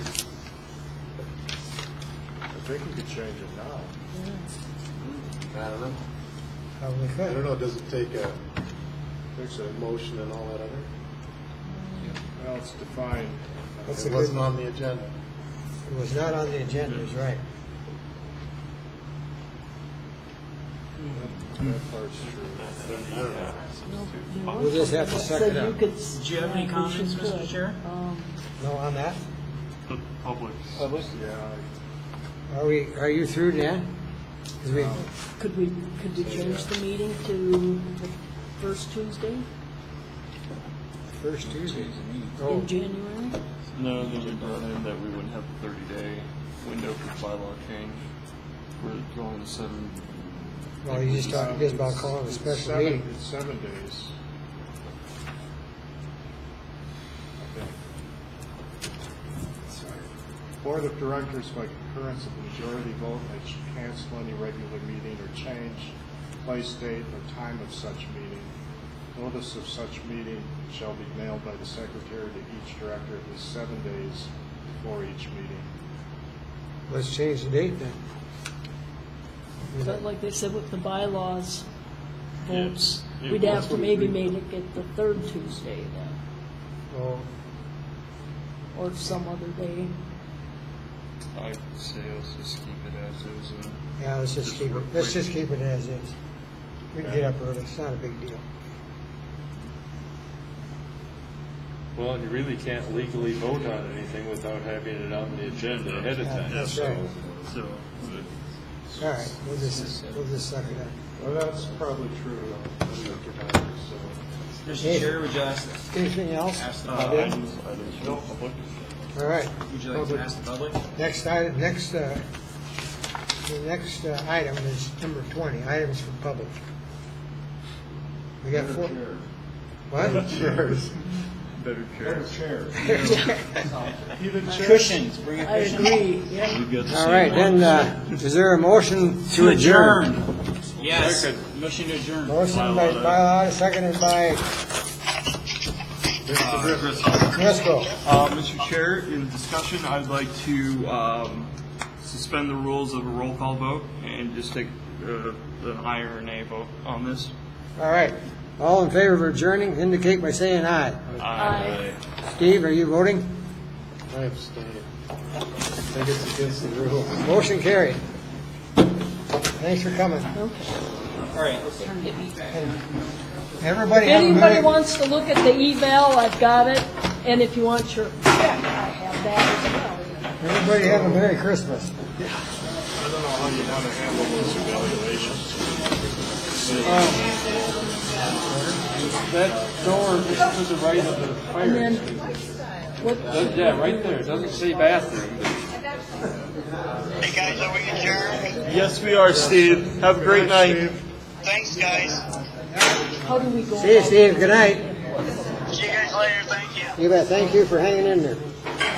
Bye. I guess that's up to you. If you want to just give me the score, the average scores. Do you want the thermostat set at before we turn it up? I don't. 50.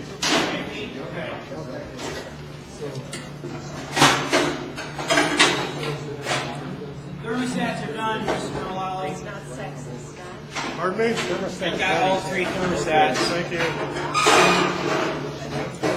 Oh my God, your money. Not that I drink beer.